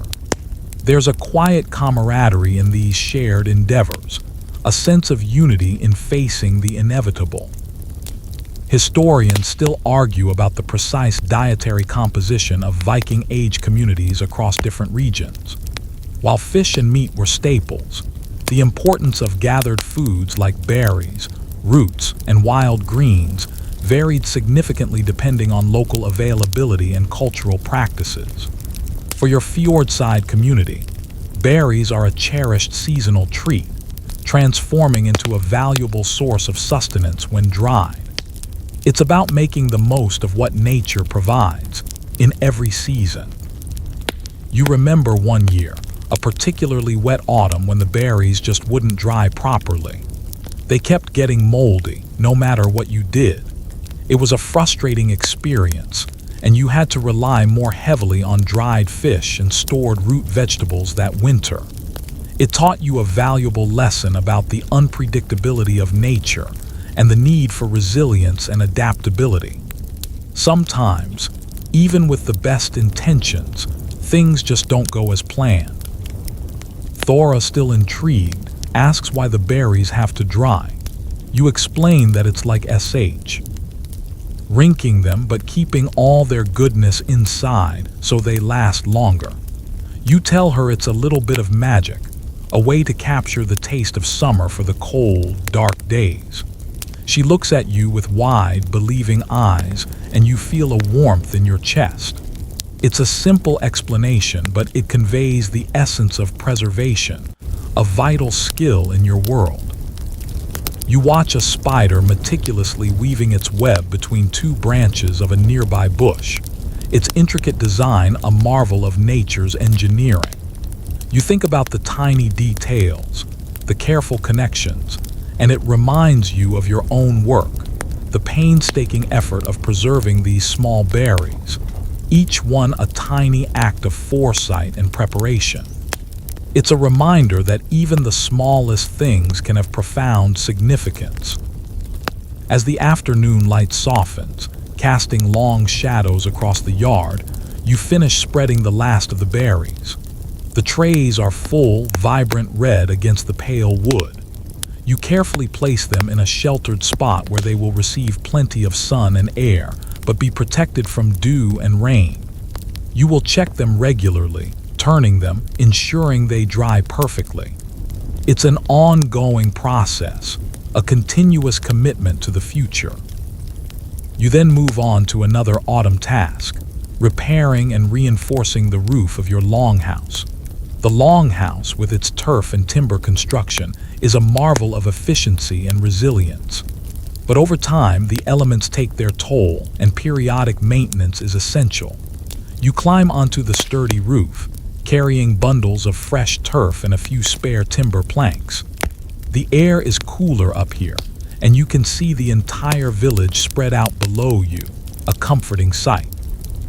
You examine the turf, looking for any signs of erosion or thinning.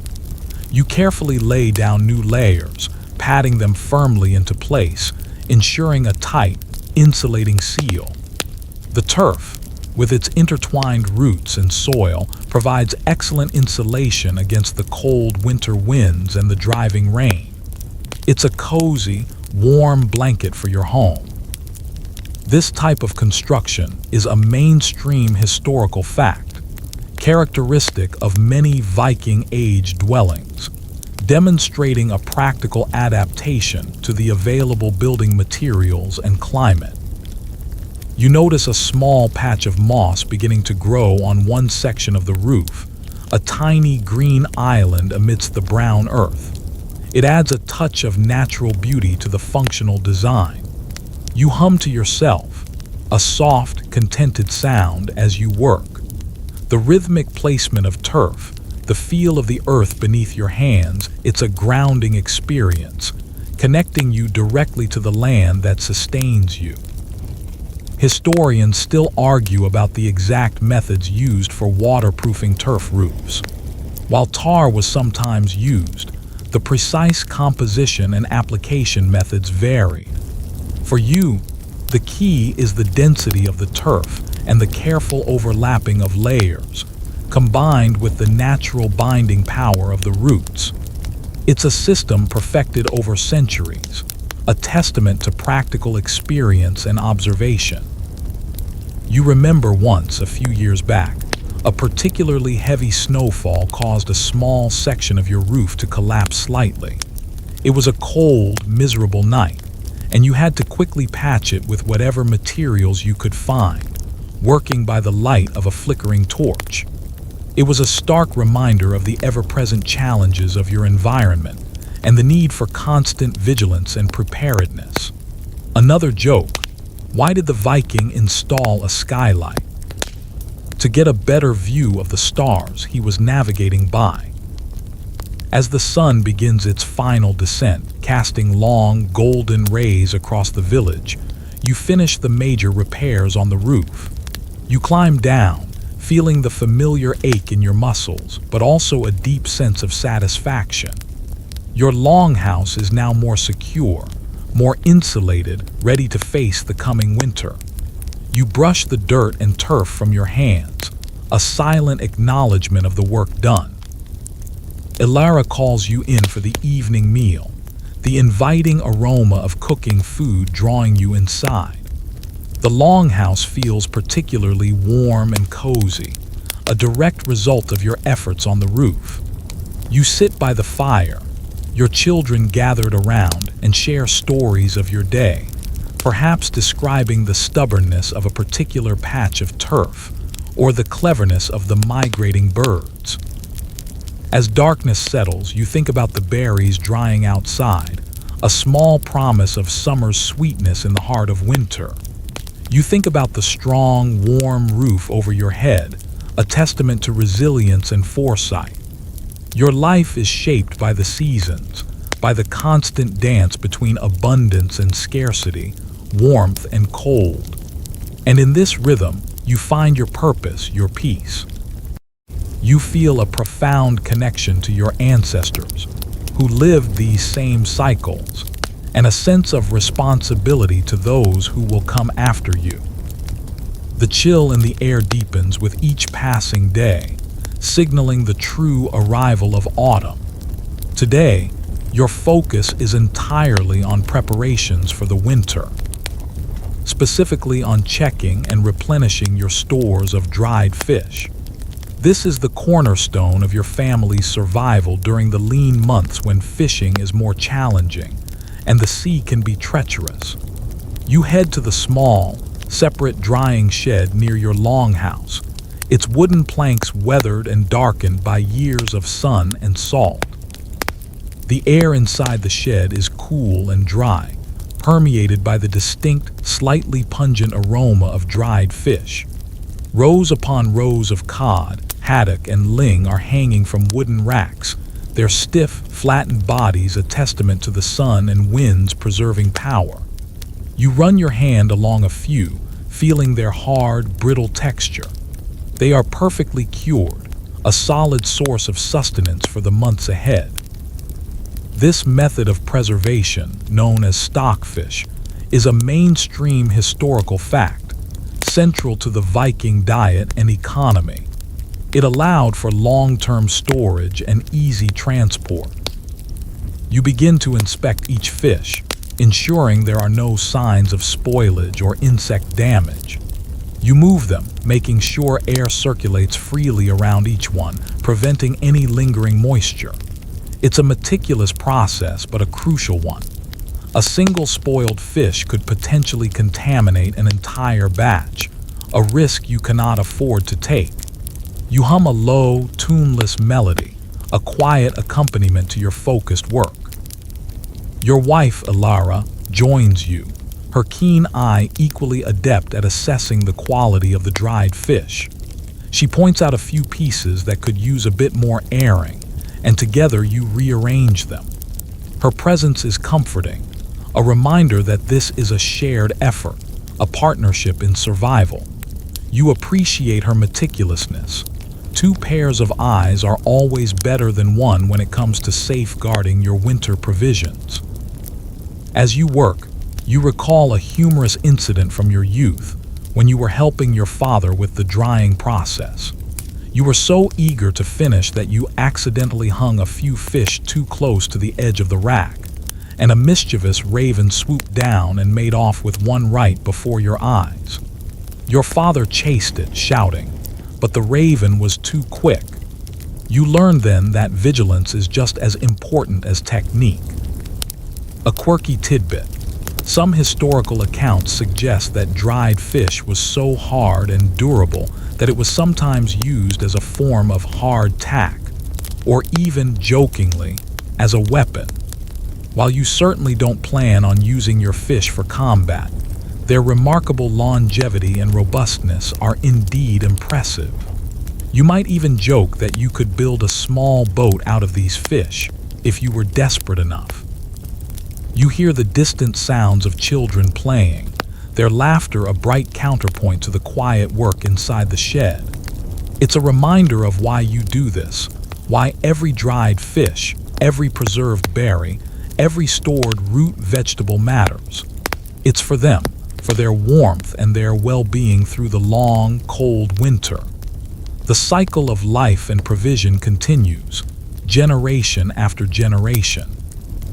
Historians still argue about the precise techniques used for rehydrating and preparing stockfish for consumption. While soaking for several days was common, the specific softening agents or cooking methods varied across regions and social strata. For you, it's usually a long soak in fresh water, followed by boiling or stewing with whatever root vegetables and herbs are available. It's simple, hearty fare, designed to sustain, not necessarily to delight.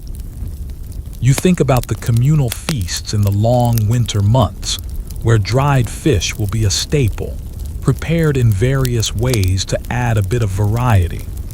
It's a time for storytelling, for sharing warmth and camaraderie, for reinforcing the bonds of community. The very food you are preparing now will be a part of those gatherings, a symbol of your collective resilience. You crack a light joke, wondering if any of the fish ever complain about being so dry. Ilara just shakes her head, a small smile playing on her lips. She reminds you that their silence is exactly what makes them so valuable. Sometimes, the simplest truths are the most profound, especially when they involve fish.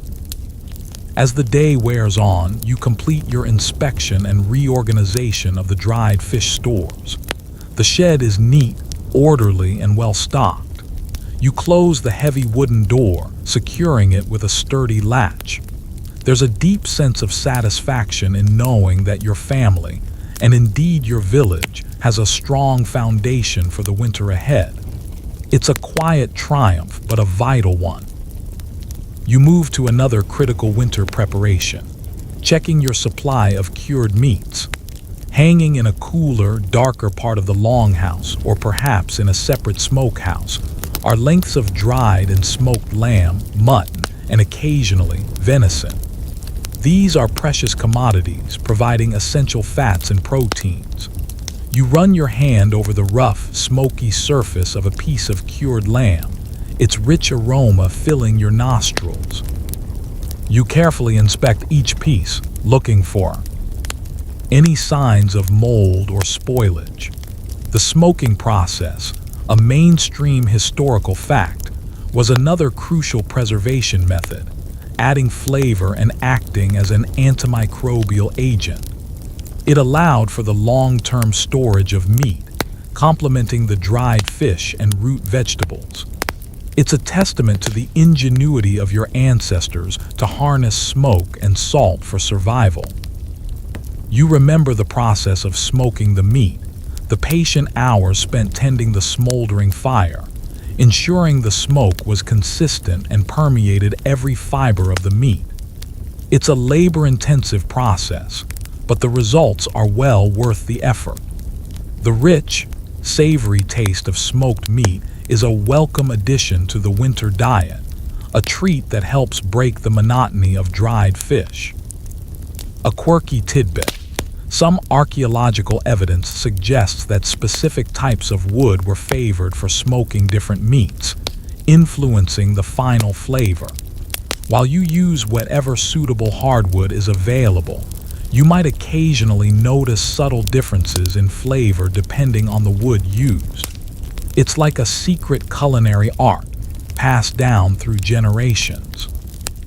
Historians still argue about the precise nutritional balance of the Viking diet, and the extent to which protein sources like fish and meat were supplemented by wild game, dairy, or cultivated grains. The answer likely varied significantly by region and social class. For your family, a diverse approach, utilizing everything from the sea, the land, and the farm, is key to a balanced diet and robust health. You think about the cold, dark days of midwinter, when the sun barely rises above the horizon and the world is blanketed in snow and ice. These preserved foods will be your lifeline, a steady source of energy and warmth. You imagine your family gathered around the hearth, the fire crackling, the aroma of a hearty stew filling the air, a reminder of the bounty you've diligently prepared. Another joke, why did the cured meat win an award? Because it was outstanding in its field of preservation. As the light outside begins to fade, you finish your inspection of the cured meats. Everything is in order, securely stored and ready for the long winter. You close the door to the smokehouse, the rich, smoky scent clinging to your clothes. The feeling of preparedness is immense, a quiet satisfaction that settles deep in your bones. You have done your part, ensuring your family's survival through the harsh months ahead. You walk back towards your longhouse, the air growing colder, carrying the sharp scent of impending frost. The stars are beginning to emerge in the darkening sky, their familiar patterns a comforting presence. Inside, Alara is preparing the evening meal, the comforting aroma of cooking food drifting out. You can hear the children's voices, their innocent chatter a warm counterpoint to the growing chill outside. You sit by the fire, letting the warmth seep into your chilled fingers and toes. You lean back, closing your eyes for a moment, listening to the familiar sounds of your family, the crackle of the fire, the quiet hum of conversation. Your life is governed by the seasons, by the constant dance of preparation and consumption, of hard work and quiet contentment. It is a life of purpose, deeply connected to the land and the sea, and in that connection you find profound peace. The first true snow of winter has fallen, transforming your familiar world into a landscape of pristine white. The air is still and frigid, carrying the crisp scent of ice and wood smoke. Today, with the fishing grounds likely frozen over or too dangerous to navigate, your work shifts indoors. You're engaged in crafting, specifically making bone needles and tools, essential items for your household and for future fishing endeavors. You sit by the warmth of the central hearth in your longhouse, the flickering firelight casting dancing shadows on the walls. Around you, the sounds of your family are comforting. Alara is mending a woolen tunic, the rhythmic pull of her needle a soft counterpoint to your work. Your children are quietly playing with small wooden toys, their hushed whispers adding to the peaceful atmosphere. The air is warm and cozy, a stark contrast to the biting cold outside, and the aroma of peat smoke and simmering stew fills the air. You select a piece of bone, perhaps from a deer or a cow, already cleaned and dried. It's hard, dense material, perfect for crafting durable tools. You hold it carefully, examining its shape and texture. Your tools are simple: a small, sharp flint blade for shaping, a finer bone sliver for delicate work, and a piece of abrasive sandstone for smoothing and polishing. This craftsmanship, using natural materials for practical tools, is a mainstream historical fact, essential to Viking Age daily life. You begin to work, carefully scraping and shaping the bone with your flint blade. The work requires immense patience and precision. You imagine the finished needle, its eye perfectly drilled, its point sharp enough to pierce thick hide or intricate fabric, or perhaps a small, barbed fishing hook designed to catch even the wiliest fish. Each cut, each scrape, brings you closer to the final form. A quirky tidbit: some archaeological finds have revealed remarkably intricate bone carvings from the Viking Age, including combs, game pieces, and even decorative elements. While your focus is purely utilitarian, the skill required for such fine work speaks to the artistic capabilities of your people, even in their everyday objects. Perhaps one day, you'll try your hand at a little decorative carving for Thora. You recall a time when you were a boy and you tried to rush the process of making a bone needle. You snapped 3 in a row before your father patiently explained the importance of slow, deliberate movements. He taught you that patience was not just a virtue, but a necessity, especially when working with brittle materials. It was a valuable lesson that has served you well throughout your life. Another joke for a quiet indoor day: why did the bone needle get a promotion? Because it was sharp at its job. The longhouse feels like a sanctuary, a haven against the harshness of winter. The walls, insulated with turf, keep the biting winds at bay, and the central hearth provides constant warmth. You listen to the crackling fire, a comforting sound that symbolizes life and warmth in a cold world. You appreciate these moments of quiet domesticity, the feeling of togetherness with your family. Historians still argue about the division of labor within Viking households. While some tasks were clearly gendered, many practical skills, like crafting tools or preparing food, likely involved all members of the household, adapting to seasonal needs and individual abilities. Your children observing and participating in these crafts is a clear example of how skills were passed down and shared. It's a collaborative effort for survival. You finish shaping a small bone needle, its point now sharp and smooth. The next step is to drill the eye. This is the most delicate part of the process, requiring a steady hand and keen eyesight. You select a tiny, hardened bone sliver designed for this very purpose and carefully begin to rotate it against the tip of the needle, creating a small indentation. Slow, precise pressure is key. You hum to yourself, a soft, low tune that fills the quiet space. The rhythmic scrape of bone against stone, the gentle hiss of the fire, these are the sounds of your winter world, a world of careful craft and quiet industry. You feel a deep satisfaction in the creation of something useful, something born from your own hands and the simple materials around you. Ilara looks up from her mending, her eyes meeting yours. She smiles, a warm, shared moment of connection. She tells you that young Bjorn, your son, tried to make a tiny boat out of a piece of driftwood earlier, but it kept capsizing. You promise to help him with it later, perhaps showing him how to carve it with a bit more balance. It's important to foster their curiosity and their nascent skills. As the light from the smoke hole begins to fade, you put the finishing touches on a small bone hook. It's barbed and strong, perfect for catching smaller fish in the early spring, when the ice begins to break up. You run your finger along its smooth, polished surface, feeling its strength. It's a small object, but it represents hope and preparation for the future, a tangible connection to the bounty of the sea, even in the depths of winter. You gather your tools, neatly putting them away. The bone shavings and dust are swept into the hearth, returning to the earth from which they came.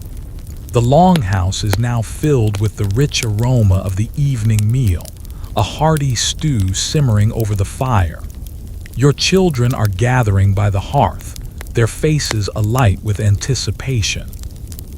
You settle by the fire, letting the warmth soak into your bones. The day has been productive, a quiet contribution to the well-being of your family. You hold the newly crafted hook in your hand, feeling its smooth, cool weight. It's a small piece of comfort, a reminder that even in winter, work continues and preparations are made for the return of spring. As darkness fully descends and the wind howls faintly outside, you listen to Ilara tell a story to the children, a tale of a clever fox and a grumpy bear. Their laughter fills the longhouse, a sound more comforting than any fire. You lean back, feeling the pleasant ache of tired muscles and a profound sense of peace. Your world may be cold outside, but within the walls of your longhouse, surrounded by your family and the fruits of your labor, there is warmth, security, and a deep sense of belonging. This quiet, industrious life is truly a blessing. With the deepest part of winter upon you, the world outside is a silent, frozen expanse. The fjord is a sheet of ice, the trees heavy with snow. Your days are now almost entirely focused indoors, a time for mending, crafting, and storytelling. Today, you are repairing fishing nets, not the large communal ones, but your own personal nets, ensuring they are pristine for the first thaws of spring. You sit once more by the hearth, its fire a constant, comforting presence against the biting cold outside. The net is spread across your lap, its fine mesh a tangle of knots and threads. The cold outside makes the small tiers and frayed sections feel more significant, each imperfection a potential point of failure when the spring comes. You carefully unpick a snag, your fingers nimble and practiced despite the chill that still permeates the longhouse in the very early hours. The light from the smoke hole is faint, a pale gray, reminding you of the short days of winter. You pick up your bone needle, the very one you crafted just days ago, and begin the meticulous work of weaving new thread into the damaged section.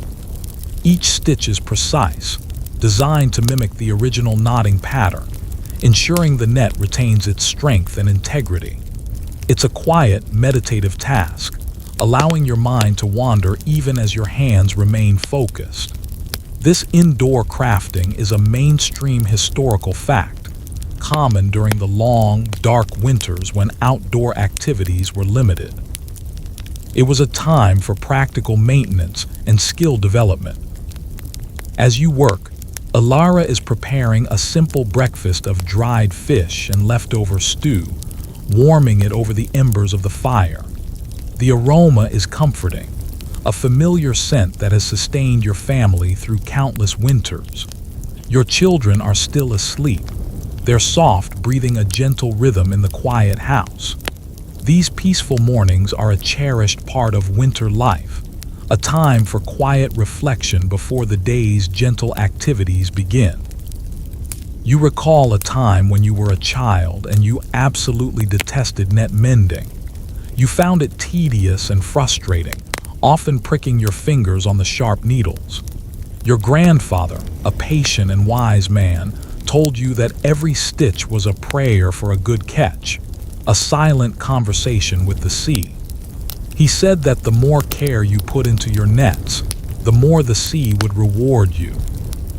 You didn't fully understand it then, but now you find a deep satisfaction in the meticulous work, a quiet sense of purpose in each careful knot. A quirky tidbit: some Viking communities would engrave small runes or symbols onto their tools, including needles and fishing implements for good luck or to mark ownership. While your needle is plain, you might imagine a tiny rune, invisible to the eye, embedded in its bone, bringing you good fortune. It's a fun thought, a small touch of magic in a practical world. The wind howls softly outside, a muffled lament against the sturdy walls of your longhouse. You feel grateful for the shelter, for the warmth of the fire, for the security of your home. This is a time of endurance, of drawing on the resources carefully gathered and preserved during the warmer months. But it is also a time of quiet industry, of preparing for the renewal that spring will bring.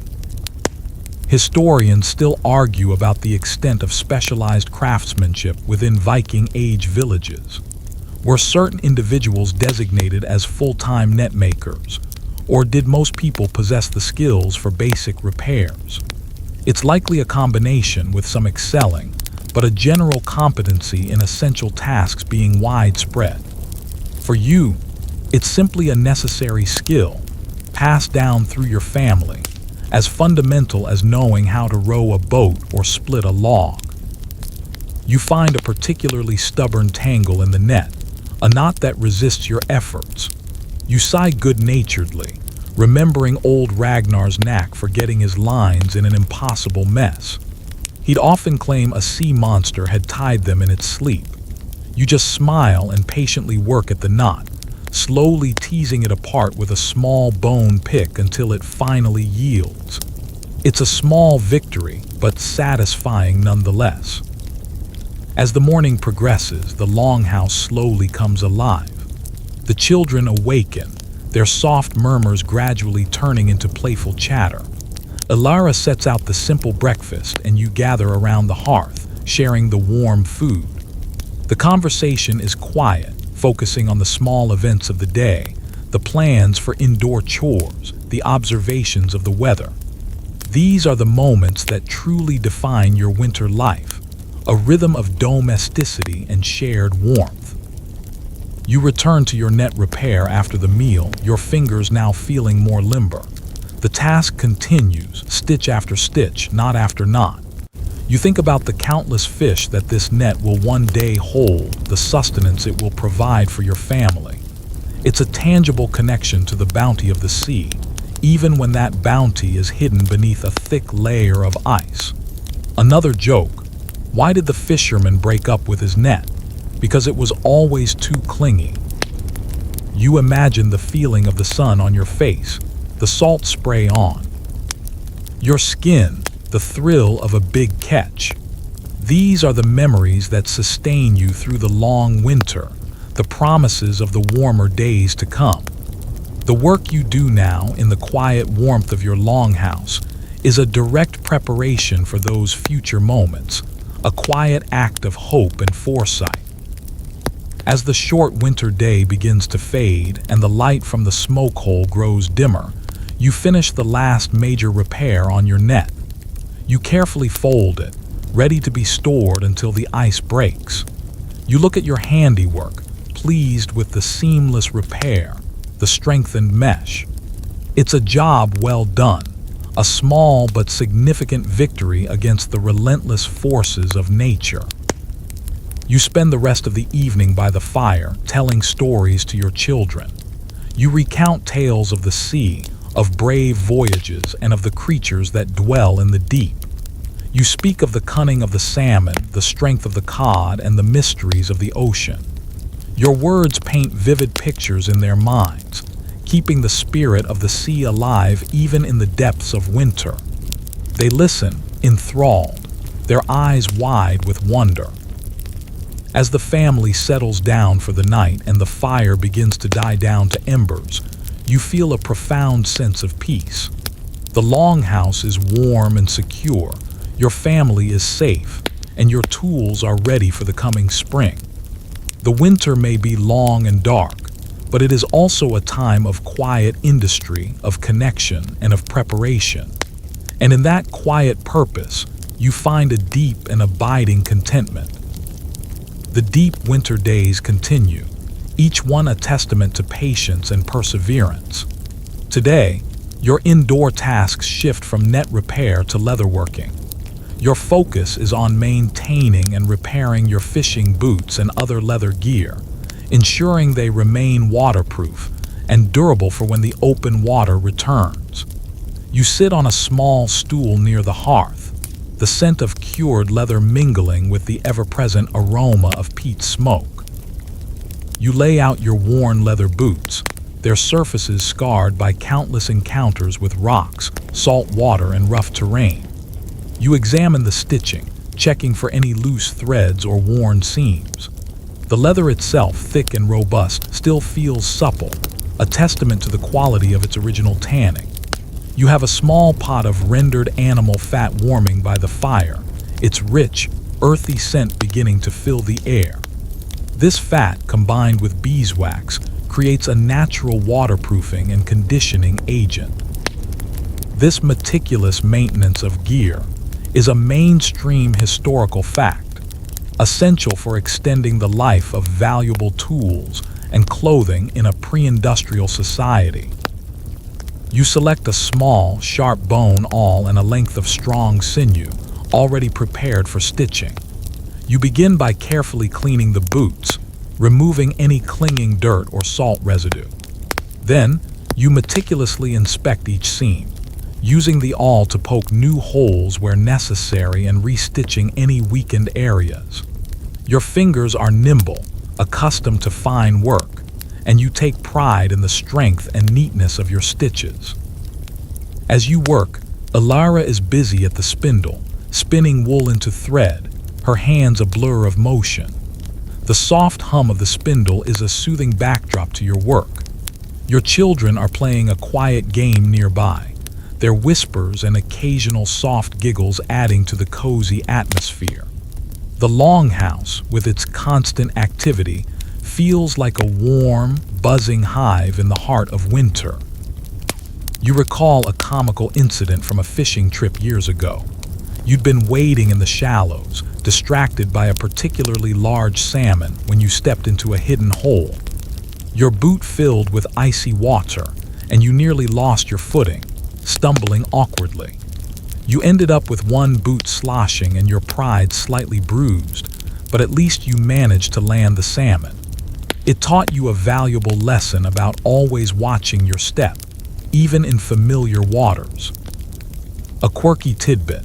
Some archaeological finds have uncovered surprisingly intricate leatherwork from the Viking Age, including detailed patterns and even small decorative elements on everyday items like shoes and bags. While your focus is purely functional, you sometimes appreciate the simple beauty of a well-crafted stitch or a perfectly conditioned piece of leather. Perhaps the occasional decorative knot in your stitching is your own little artistic flair. The wind rattles faintly against the smoke hole, a reminder of the raw power of winter outside. But within the longhouse, the fire crackles merrily, providing a comforting warmth that permeates everything. You feel a deep sense of security and contentment in these moments, surrounded by your family, engaged in purposeful work. It's a time for quiet industry, for tending to the necessities of life. Historians still argue about the methods of leather tanning used in the Viking Age. While vegetable tanning with bark was common, the exact processes and regional variations are still debated among scholars. For you, the source of the leather is less important than its durability and the effectiveness of your waterproofing methods. It's about practical results, not theoretical debates. You simply know what works to keep your feet dry and warm. You apply the warm animal fat and beeswax mixture to the leather, rubbing it in thoroughly with a soft piece of wool. The leather immediately darkens, becoming richer and more supple. You can feel it absorbing the conditioning agent, becoming more resilient, more waterproof. The scent of the fat is strong but not unpleasant, a natural aroma that speaks of preparation and protection. Another joke: why did the leather boot break up with the fishing line? Because it felt too tied down. You think about the countless journeys these boots have carried you on, across rocky shores, through icy streams, into the shallow waters of the fjord. They are more than just footwear. They are companions, silent witnesses to your daily struggles and triumphs. Keeping them in good repair is not just a chore, but an act of respect for the tools that serve you so well. As the day wears on, you finish the repairs on your boots. They look almost new, their leather gleaming softly, their seams tight and secure. You set them aside to allow the waterproofing mixture to fully absorb and dry. The sense of accomplishment is profound, a small but important victory in the ongoing battle against the elements. Your feet will thank you when spring fishing begins. You then turn your attention to your leather satchel, used for carrying bait, tools, and perhaps a small meal during your fishing trips. It too shows signs of wear, a tear near the strap, a few scuffs on its surface. You apply the same meticulous care, repairing the tear, conditioning the leather, ensuring it remains sturdy and reliable. This small bag holds your daily necessities, a vital companion on your solitary journeys. As the light outside begins to dim, and the fire in the hearth casts longer shadows, you finish your leatherworking tasks. Your hands are a little stiff, but your mind is calm and content. You gather your tools, neatly putting them away, and then join your family by the fire. The aroma of the evening meal, perhaps a hearty stew with preserved root vegetables, fills the longhouse, an inviting fragrance. You sit by the fire, listening to Alara tell a story to the children, a tale of a brave seafarer and a wise whale. Their laughter and occasional questions fill the warm space. You lean back, feeling the gentle warmth of the fire on your face, and a deep sense of peace settles over you. The world outside may be locked in winter's icy grip, but within the walls of your longhouse, there is warmth, security, and the quiet satisfaction of productive labor. This is your life, simple yet rich, challenging yet deeply rewarding. The heart of winter means short days and long nights, a time for introspection and practical indoor pursuits. Today, your task is essential for long-term health and a varied diet, preparing and sorting your stored root vegetables. These are the last remnants of autumn's harvest, carefully laid out in the cool, dark storage pit beneath a section of your longhouse floor. The air down here is earthy and cool, smelling faintly of potatoes, carrots, and turnips. You descend into the storage pit, carrying a flickering tallow lamp, its small flame casting dancing shadows on the packed earth walls. The air is still, a hushed quiet that enhances the feeling of being deep underground. You kneel among the mounds of vegetables, each one a testament to the bounty of the earth and the foresight of your labor. You begin to sort through them, checking each root for any signs of rot or spoilage. This careful inspection is a mainstream historical fact, crucial for maximizing the yield of stored food and preventing the spread of decay. You gently turn each potato, feeling its firm surface, ensuring no soft spots. You check the carrots for any shriveling, the turnips for blemishes. Any compromised vegetables are set aside to be used immediately, preventing them from spoiling the rest of the batch. It's a slow, meticulous process, requiring patience and a keen eye. Each healthy root is a victory, a promise of sustenance in the lean months. As you work, the faint sounds of life from above filter down, the distant murmur of Elara's voice, the soft thud of footsteps. You feel a sense of disconnection from the immediate world above, but a deep connection to the earth below, to the fundamental act of storing and preserving food. This is the foundation of winter survival, the quiet work that ensures your family's well-being. You remember a time when you were a small child, and you accidentally dropped your tallow lamp in the storage pit, plunging it into sudden darkness. You were terrified, convinced that the pit was full of hidden monsters. Your father, hearing your cries, quickly brought another lamp, and then he made you help him sort all the vegetab. Les teaching you that even in darkness, there was work to be done. It was a good lesson, albeit a rather dramatic one for a small boy. A quirky tidbit. Some scholars suggest that certain root vegetables, like parsnips, actually become sweeter after being exposed to a few frosts, as the cold converts their starches into sugars. While you might not know the exact science, you might notice a subtle sweetness in some of your later season roots. It's a pleasant surprise, a little gift from the cold. You hum a low, tuneless melody, a quiet accompaniment to your work. The damp earth smells fresh and clean, a natural aroma that speaks of life and growth, even in the heart of winter. You think about the sun on the fields, the toil of the harvest, and the satisfaction of seeing these fruits of your labor safely stored.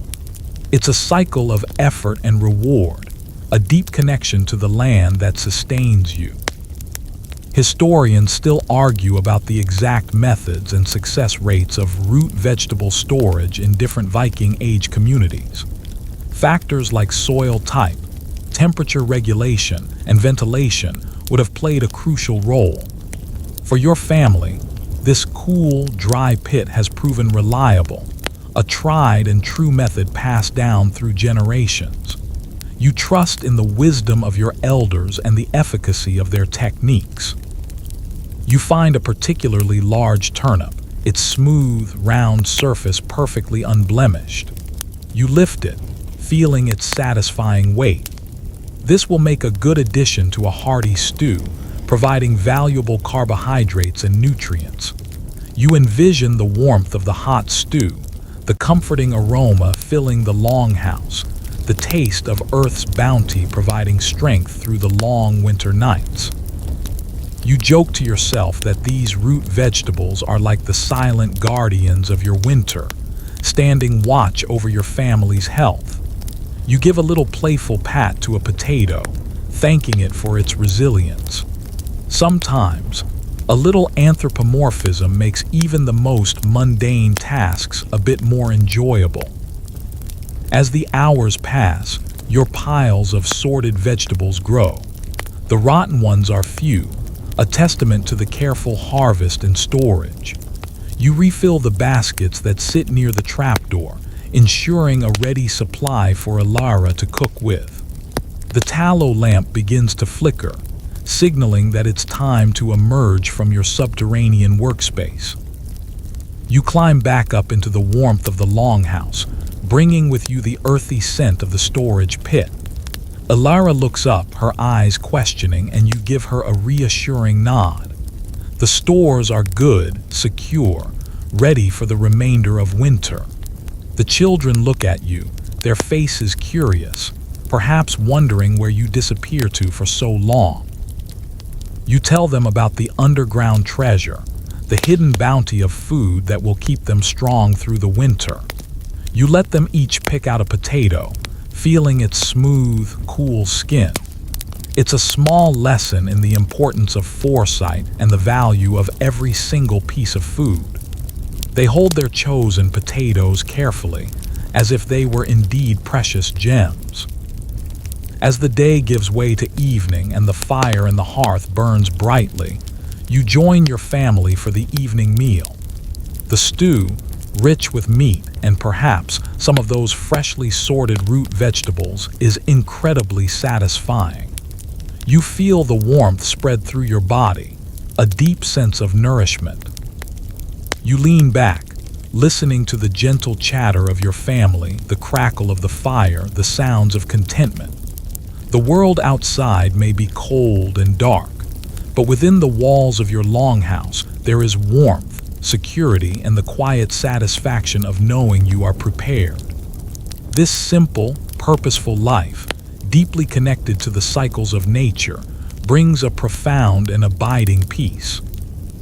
The snow continues to blanket the land, and the cold persists, making any venturing outside a bracing affair. Today, your indoor focus shifts to a more creative, albeit still practical pursuit, crafting and repairing tools made from wood. This is a time for patience and precision, turning simple pieces of timber into indispensable implements for your daily life. You sit by the hearth, the scent of fresh wood shavings and lingering peat smoke filling the warm air. You select a piece of sturdy, seasoned ash wood, perhaps a branch collected during an autumn excursion. It's straight-grained and strong, ideal for shaping. Your tools are few but effective. A small axe for rough shaping, a sharp carving knife for finer details, and various pieces of abrasive stone for smoothing. Your goal might be to craft a new handle for a fishing spear, or to repair a broken oar from your boat, or even to carve a new wooden scoop for grain. This skilled woodworking is a mainstream historical fact, vital to Viking Age society, as wood was fundamental to almost every aspect of their lives, from houses to ships to tools. You begin by carefully studying the wood, identifying its grain and potential weaknesses. Then, with deliberate contour, awed strokes of your small axe, you begin to remove the larger sections, slowly revealing the form hidden within the timber. The rhythmic thud of the axe against the wood is a comforting sound, a testament to productive labor. You feel the satisfaction of the blade biting cleanly, sending fragrant shavings curling onto the floor. As you work, your youngest son, little Bjorn, brings you a small, broken wooden toy horse, his lower lip trembling slightly. He looks up at you with hopeful eyes. You take the toy, examining the clean break in its leg. You reassure him that you can fix it, promising to make it stronger than before. It's a small, personal project amidst your larger tasks, but just as important, a chance to mend not just wood, but a child's spirits. You recall a humorous incident from your own childhood when you were trying to carve a spoon for your mother. You were so focused on making it perfectly symmetrical that you ended up carving it thinner and thinner until it finally snapped in two. Your mother, with a wry smile, told you it was a very fine toothpick, but perhaps not ideal for soup. You learned then that sometimes imperfection is a part of the process, and that a little practicality goes a long way. A quirky tidbit: some Viking Age wooden artifacts show evidence of highly advanced joinery techniques, including intricate interlocking joints that required no metal fasteners. While you're not constructing a complex joint for your fishing spear handle, the underlying principles of understanding wood grain and stress points are shared. It shows a profound mastery of the material. The crackle and hiss of the fire are a constant companion, its warmth radiating outwards, keeping the chill of winter at bay. You hear Ilara humming a soft tune as she tends to the simmering stew. The longhouse is a hub of quiet industry, each member contributing to the household's well-being in their own way. It's a microcosm of the larger community, a testament to shared purpose and interdependence. Historians still argue about the extent to which tools like saws were commonly used by ordinary people versus axes and knives for woodworking. While saws existed, the axe and carving knife were likely the primary tools for most everyday wooden crafts due to their versatility and availability. For you, the feel of the axe in your hand, the control it offers, is paramount. It's a direct connection to the material. You begin to carve the details of the fishing spear handle, shaping the grip to fit comfortably in your hand. You run your thumb along the smooth curve, testing its ergonomics. It needs to be balanced, strong, and reliable. This spear, combined with your nets and lines, will be another vital tool for providing food once the ice breaks on the fjord. You find a particularly tricky knot in the wood, a stubborn imperfection that threatens to derail your progress. You take a moment, studying it, considering the best approach. There's a certain satisfaction in overcoming these small challenges, in patiently working with the material until it yields to your will. It's like battling a strong fish, in a way, a test of your resolve. You joke to yourself that this knot is more stubborn than old Olaf after a long night of ale.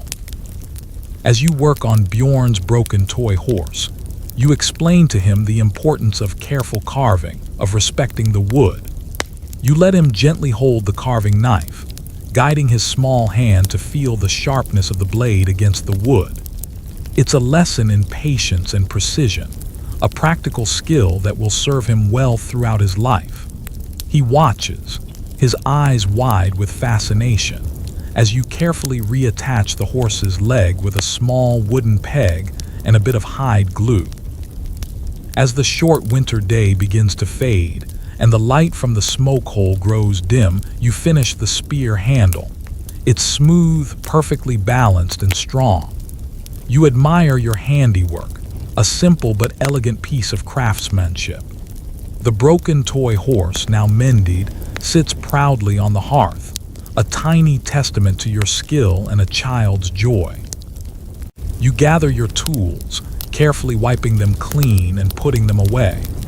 The wood shavings are swept into the hearth, adding their subtle aroma to the embers. The longhouse is now filled with the rich, inviting scent of the evening meal. You join your family by the fire, feeling the comforting warmth on your face. Ilara serves the stew, its savory aroma filling the air. You recount your day's woodworking, perhaps exaggerating the stubbornness of the knot you encountered, or the precision required to mend Bjorn's toy. He listens, beaming, proudly showing off his now mended horse. It's a simple pleasure, this sharing of daily experiences, a vital part of your family's rhythm. As darkness settles and the wind whistles softly outside, you lean back by the fire, listening to the gentle chatter of your family. The wooden tools you've crafted, the mended toy, the warmth of your home, these are the tangible results of your winter labors. Your world is simple, but it is deeply fulfilling, a life lived in harmony with the rhythms of nature, sustained by your own hands and the strength of your community. And in that quiet purpose, you find a profound and enduring peace. The long, dark days of winter continue their slow march, but there's a subtle shift in the air, a faint whisper of anticipation for the coming spring. Today, your indoor focus turns to the vital task of preparing fishing lines and hooks, ensuring that every piece of your gear is in perfect condition for the return of open water. You sit by the hearth, a pile of various fishing lines, some new, some well-used, spread out before you. The familiar scent of tar and cured fish scales permeates the air. You select a long length of finely twisted linen or hemp cord, the material for your main fishing lines. You run it through your fingers, testing its strength, checking for any fraying or weak spots. Any imperfections are meticulously cut out and replaced with a stronger splice, secured with intricate knots. This painstaking preparation of fishing gear is a mainstream historical fact, crucial for success and safety on the unpredictable northern seas. A strong line could mean the difference between a bountiful catch and a lost livelihood. You then turn your attention to the hooks. You have a collection of both bone and iron hooks, each with its own advantages. The bone hooks, often barbed and incredibly sharp, are light and effective for smaller fish. The iron hooks, forged by the local smith, are heavier and more robust, ideal for larger, stronger prey. You use a small sharpening stone, carefully honing each point until it gleams with a deadly sharpness. A dull hook is a fisherman's bane. As you work, your wife, Elara, is weaving at her loom, the rhythmic clack-clack of the shuttle a comforting sound. Her skilled hands transform raw wool into durable cloth for clothing and blankets. Your children are engaged in their own quiet play, their murmurs a gentle background hum. The longhouse is a hub of quiet, productive activity, a testament to the continuous work required to sustain your family through the long winter. You recall a humorous incident from a fishing trip many years ago when you were still learning the ropes. You had meticulously prepared a new line, but you'd forgotten to tie a proper knot to secure the hook. The first big tug, and your carefully baited hook simply slipped off into the depths.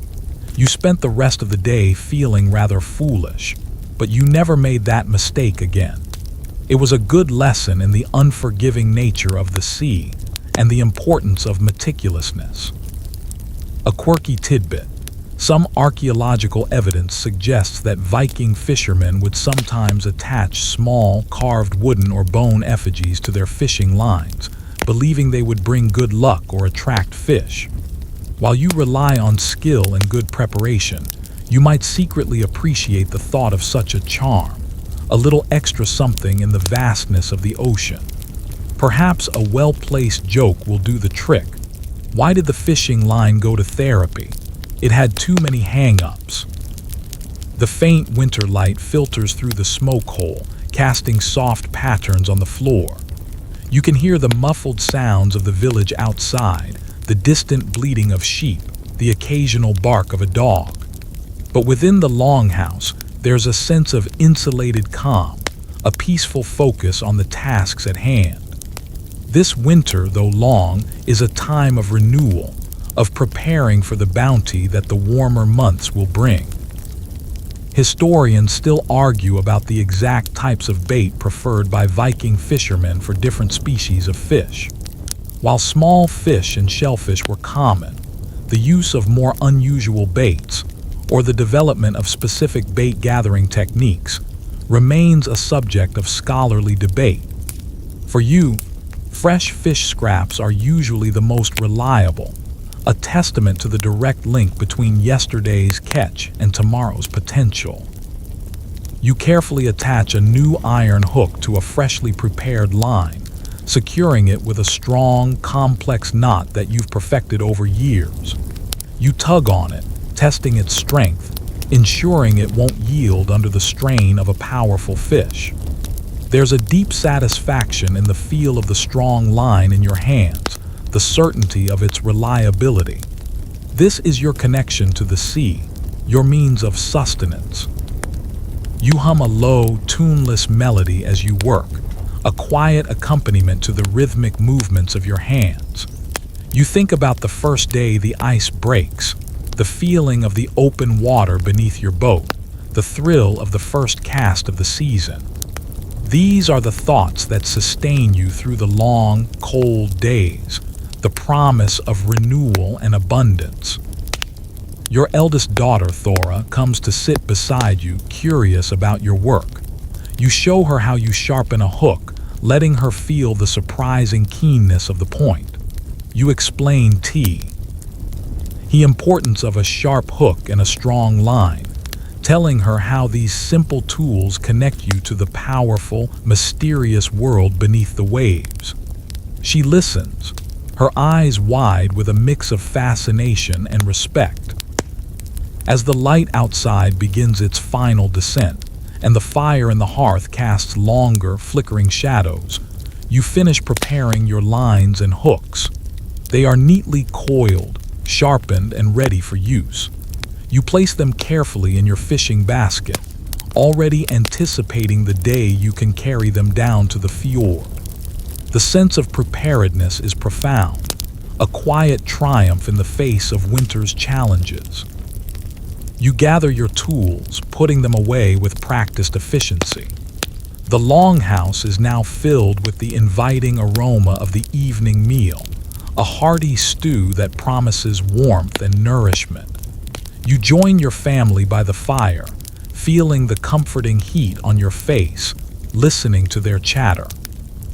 Ilara asks about your day's work, and you recount your meticulous preparations, perhaps joking about the stubbornness of a particular knot or the almost impossible sharpness of a newly honed hook.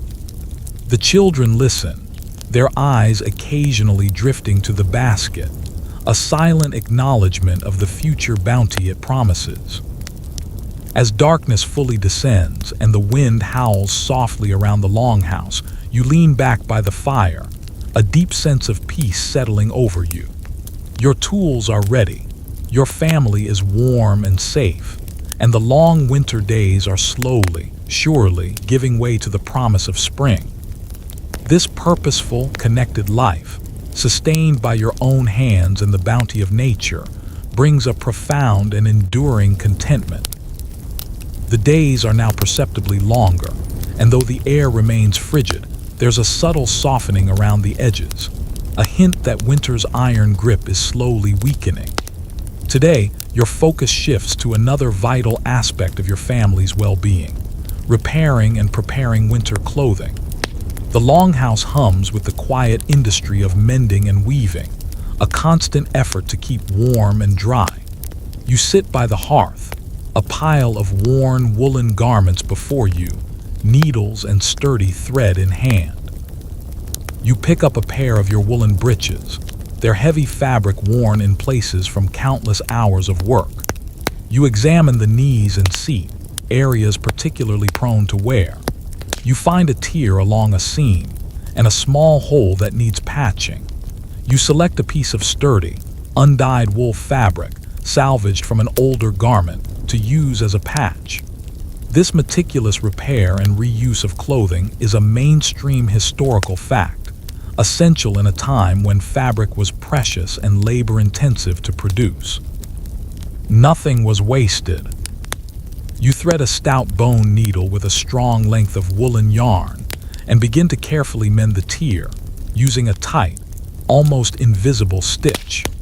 The work requires patience and a steady hand, ensuring the repair is not only strong but also neat. The warmth from the fire radiates onto your lap, making the task more comfortable. The aroma of lanolin from the wool mingles with the ever-present scent of peat smoke.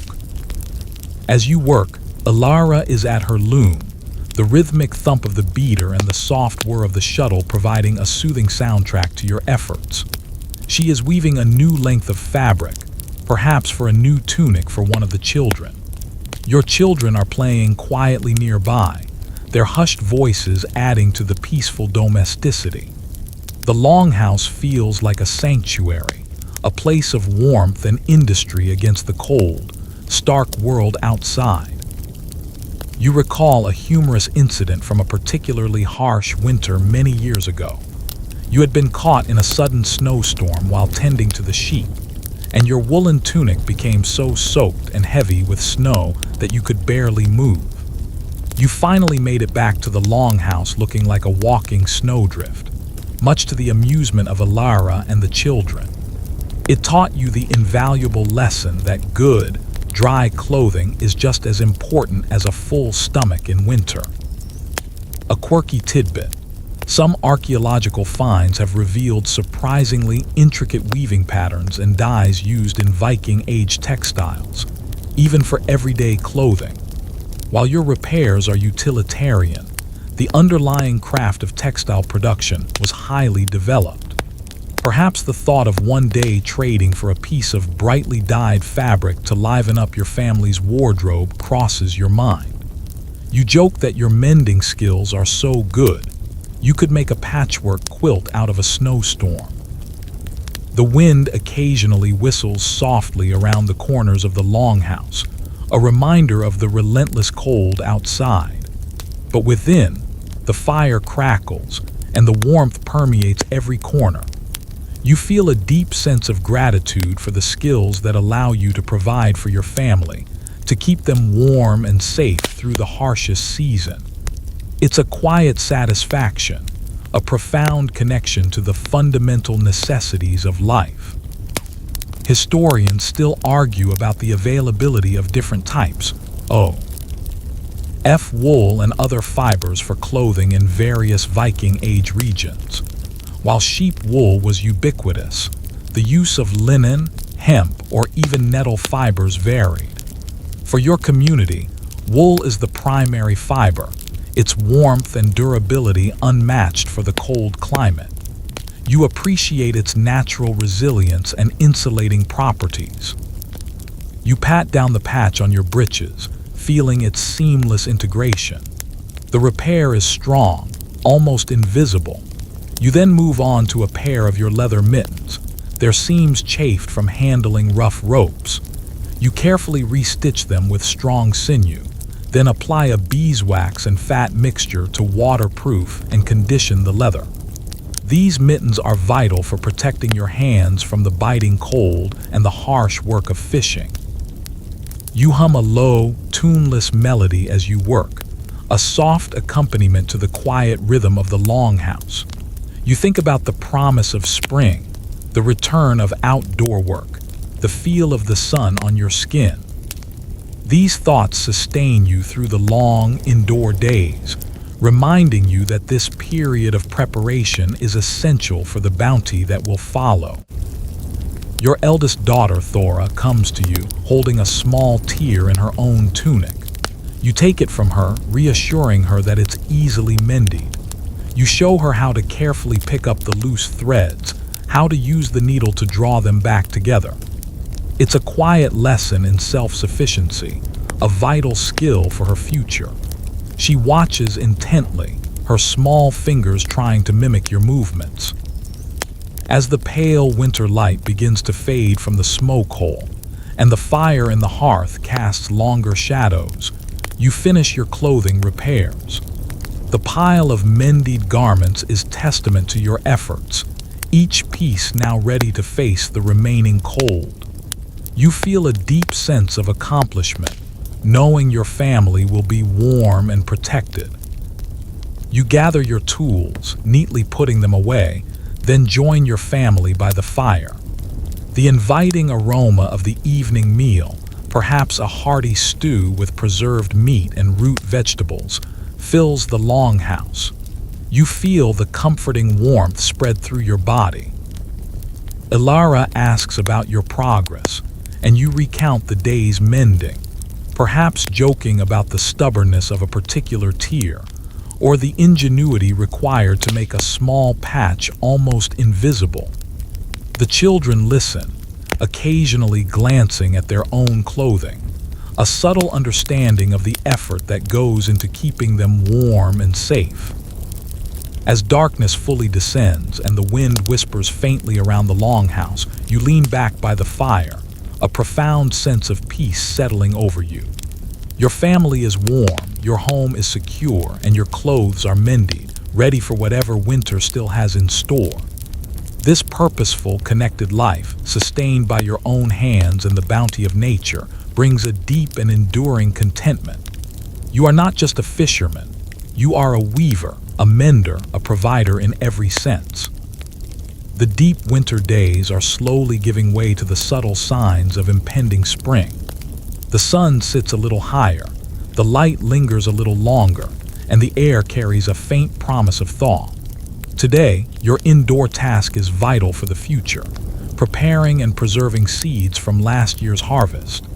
These tiny kernels hold the promise of new growth, new food, and the continuation of life. You sit by the hearth, a small collection of dried seed heads and carefully labeled pouches before you. You select a dried head of barley, its bristly husks protecting the precious grains within. With nimble fingers, you carefully rub the head, separating the individual seeds. You then blow gently, winnowing away the lighter chaff, leaving behind only the plump, viable grains. This meticulous process ensures that only the best seeds are saved for planting, a mainstream historical fact essential for successful agriculture and crop rotation in pre-industrial societies. Good seeds mean a good harvest. You place the cleaned barley seeds into a small, tightly woven linen pouch, carefully labeled with a piece of dried reed. You then move on to other seeds, small, dark turnip seeds, tiny, pale cabbage seeds, and the larger, smoother beans. Each type requires a slightly different method of extraction and cleaning, but the principle is the same. Select the best, discard the rest. As you work, the gentle sounds of your family fill the longhouse. Ilara is perhaps preparing some herbs for medicinal purposes, their earthy fragrance adding to the air. Your children are engaged in quiet play, their murmurs a gentle background hum. The longhouse, warmed by the hearth, feels like a sanctuary of life and anticipation, a quiet counterpoint to the still frozen world outside. You recall a humorous incident from your youth, when you were helping your grandfather with seed saving. You had accidentally mixed up two very different types of seeds, and when they finally grew, you ended up with a bizarre patch of what looked like oversized weeds and undersized vegetables. Your grandfather, after a moment of exasperation, burst out laughing, and you learned the importance of clear labeling and careful handling. A quirky tidbit: some Viking Age sagas and folk tales contain references to the power of seeds, sometimes attributing magical or protective qualities to them. While you approach your seeds with practical intent, there's a certain magic in their dormant potential, a tiny encapsulated promise of life. You joke that these tiny seeds hold more power than any chieftain's army, for they feed the people. The light filtering through the smoke hole is still pale, but it feels a little stronger, a subtle promise of the sun's increasing power. You listen to the quiet sounds of the longhouse, the gentle hum of activity, the soft crackle of the fire. You feel a deep connection to the earth, to the cycles of planting and harvest, growth and rest.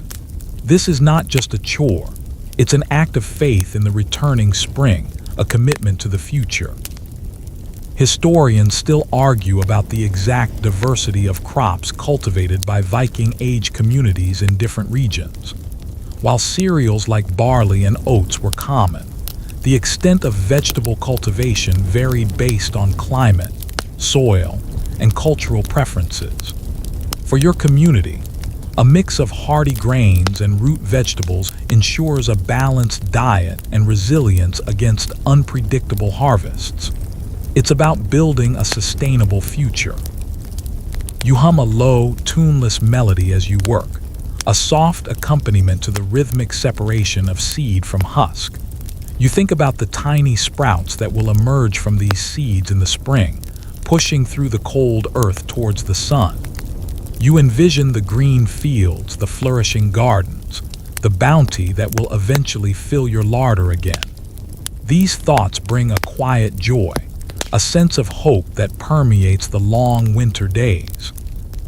You carefully seal each pouch, placing them in a secure, dry corner of the storage pit, away from dampness and pests. These are precious stores, the genetic blueprint for next year's food.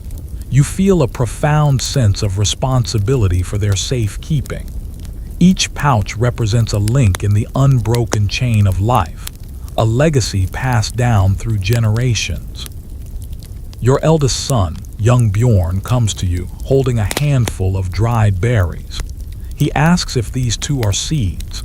You explain the difference, showing him how the seeds are inside the berries, just as they are inside the barley heads. You let him help you carefully extract a few tiny berry seeds, explaining that these too hold the promise of new plants. He watches, fascinated by the minuscule potential within each tiny seed. As the faint winter light finally fades, and the fire in the hearth casts longer shadows, you finish your seed preparation. Your collection of carefully labeled pouches is complete, a small but vital treasure trove for the future. You feel a deep satisfaction, knowing you've done your part to ensure the continuity of life and sustenance for your family and community. You gather your tools, neatly putting them away, then join your family by the fire. The inviting aroma of the evening meal, perhaps a simple soup made from dried vegetables and herbs, fills the longhouse. You feel the comforting warmth on your face, listening to the gentle chatter. Ilara asks about your progress, and you recount the meticulous work of separating seed from chaff, perhaps joking about the stubbornness of some of the husks.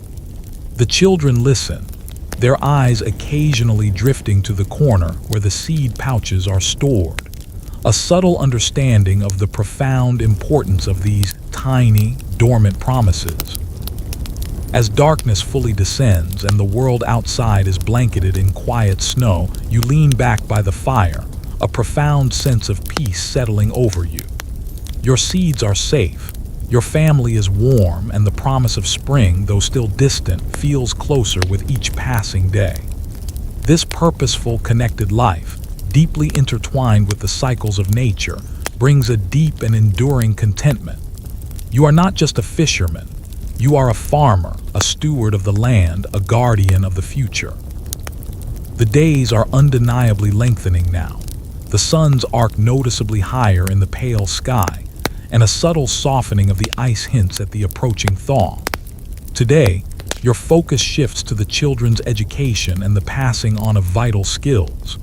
You gather your children by the fire, not for a story, but for a practical lesson in knot tying, a fundamental skill for any future fisherman or seafarer. The longhouse is warm and familiar, filled with the usual sounds of domesticity. You hold out a length of sturdy rope, its fibers rough against your fingers.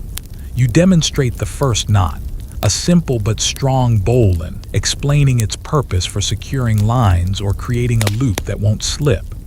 Your movements are slow and deliberate, allowing your children to follow along, their small fingers fumbling with their own lengths of rope. This practical education, teaching essential life skills from a young age, is a mainstream historical fact, central to the upbringing of children in Viking Age society. Knowledge was passed down directly, through demonstration and practice. Your eldest Thora is surprisingly quick, her small fingers already mimicking your movements with growing dexterity. Young Bjorn, however, is more easily frustrated, his rope becoming a tangled mess. You gently correct him, patiently guiding his hands, untangling his knots with a reassuring smile. It's a lesson in patience not just for them, but for you as well. As you teach, Alara is mending by the window, her presence a quiet support. She occasionally offers a word of encouragement to the children, or a helpful tip if she sees one struggling. The air is warm with the scent of peat smoke, and the light from the smoke hole, though still weak, feels like a beacon of hope after the long darkness. You recall a comical incident from your own youth, when you were learning to tie a particularly complex knot. You had spent hours practicing, only to find that your father had secretly tied a different, much simpler knot that looked similar but was far easier to undo. He then burst out laughing when you proudly demonstrated your overly complicated creation. It was a good-natured prank, a reminder that efficiency is often more important than complexity. A quirky tidbit.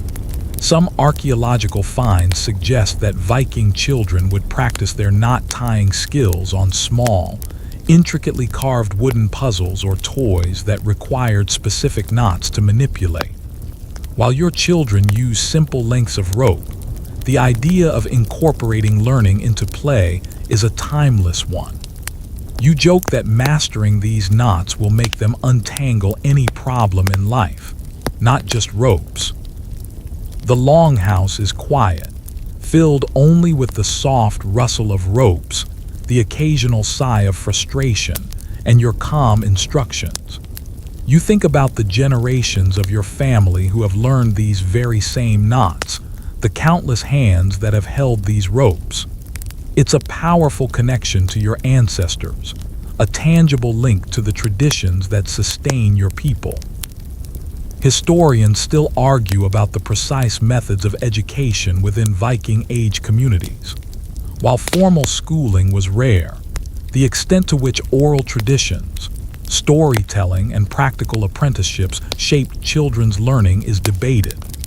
For your family, direct, hands-on teaching of essential skills like knot tying is paramount, ensuring that knowledge is not lost and the next generation is prepared.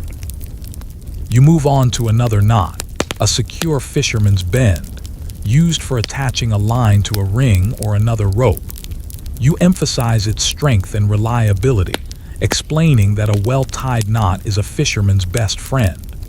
You tell them that a weak knot is like a leaky boat. It won't get you where you need to go. Young Bjorn, his face still concentrated, slowly begins to grasp the concept, his small fingers forming the loops with growing confidence. You hum a low, tuneless melody, a quiet accompaniment to the focused effort. You feel a deep satisfaction watching your children learn, seeing their minds engage with the practical challenges. It's a quiet investment in their future, a gift of self-sufficiency that will serve them well in a world that demands practical skills. As the short winter day begins to fade and the fire in the hearth casts longer shadows, you conclude the lesson. Your children, though perhaps not masters of knot tying yet, have grasped the fundamentals and, more importantly, the patience and perseverance required. They proudly show you their attempts, some still a bit messy, but all bearing the mark of effort. You gather the ropes, neatly coiling them. The longhouse is now filled with the inviting aroma of the evening meal, signaling the transition from work to rest.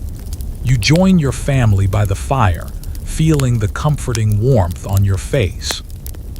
Alara asks about the lesson and you recount the children's progress, perhaps exaggerating Bjorn's initial struggles for dramatic effect, earning a giggle from him.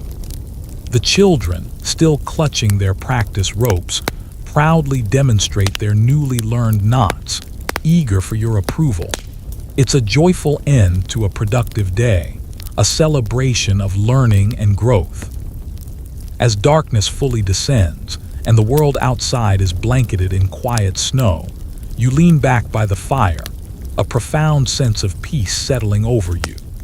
Your children are learning, growing, and becoming capable members of the community. The skills you pass on are more valuable than any treasure, for they ensure survival and continuity. This purposeful, connected life, deeply intertwined with the rhythms of nature and the bonds of family, brings a deep and enduring contentment. You are not just a fisherman. You are a teacher, a guardian of knowledge, a link in the chain of generations. The subtle signs of spring are now undeniable. The ike on the fjord has begun to groan and crack, and the snow, though still deep in places, is beginning to recede around the edges. Today, your task is to prepare your boat for the imminent return of open water, ensuring it is seaworthy and ready for the first fishing expeditions of spring. You head down to the shoreline, where your F-Yaring rests, still partially encased in the lingering snow. The air is cold but fresh, carrying the sharp scent of thawing ice and damp earth. You begin by clearing away the snow and any accumulated debris from around the boat. You then carefully inspect its clinker-built hull, running your hands along the overlapping planks, checking for any cracks, loose rivets, or signs of wear that might have developed over the long winter. This meticulous inspection and maintenance of your boat is a mainstream historical fact, essential for safety and efficiency in Viking Age maritime life. A well-maintained boat was a lifeline. You notice a few areas where the tar coating has flaked away, exposing the raw timber beneath. You have a small pot of warmed pine tar, its pungent, resinous aroma filling the air. With a stiff brush made of animal bristles, you carefully apply a fresh layer of tar to these areas, working it into the wood grain. The tar provides waterproofing and protection against rot, ensuring the boat's longevity. The rhythmic brush strokes are calming, a familiar motion that signals the return to active, outdoor work. As you work, the sounds of the thawing landscape are all around you. The gentle drip of melting snow from the trees, the faint rush of water as small streams begin to flow, and the distant, echoing crack of the ice on the fjord.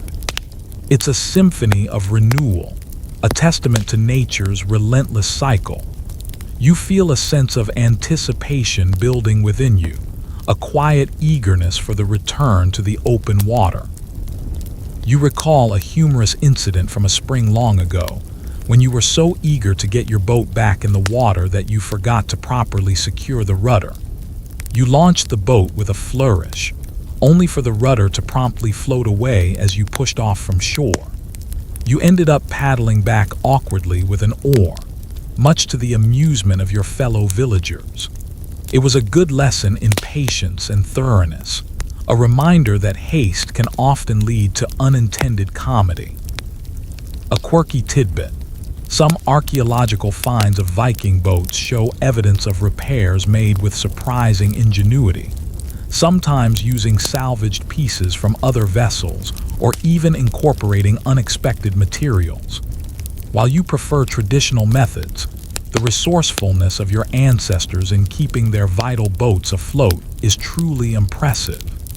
You joke that your boat is so sturdy, it could probably sail to the end of the world and back, if only you had enough fish. The sun, though still low, feels stronger on your back, its warmth a welcome sensation after the long winter. You stretch, feeling the pleasant ache in your muscles from the physical labor.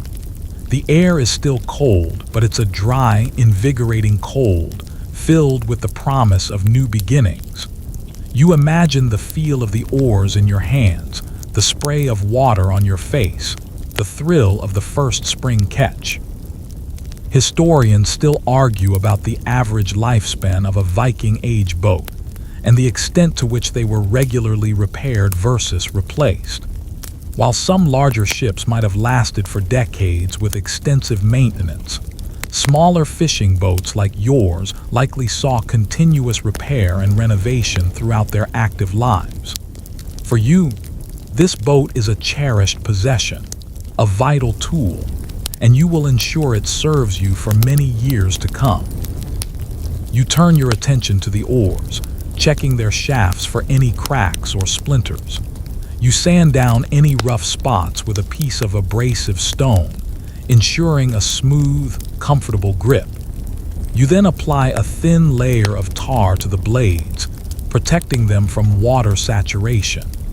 These oars are extensions of your body when you're on the water, and their good condition is paramount to effective rowing.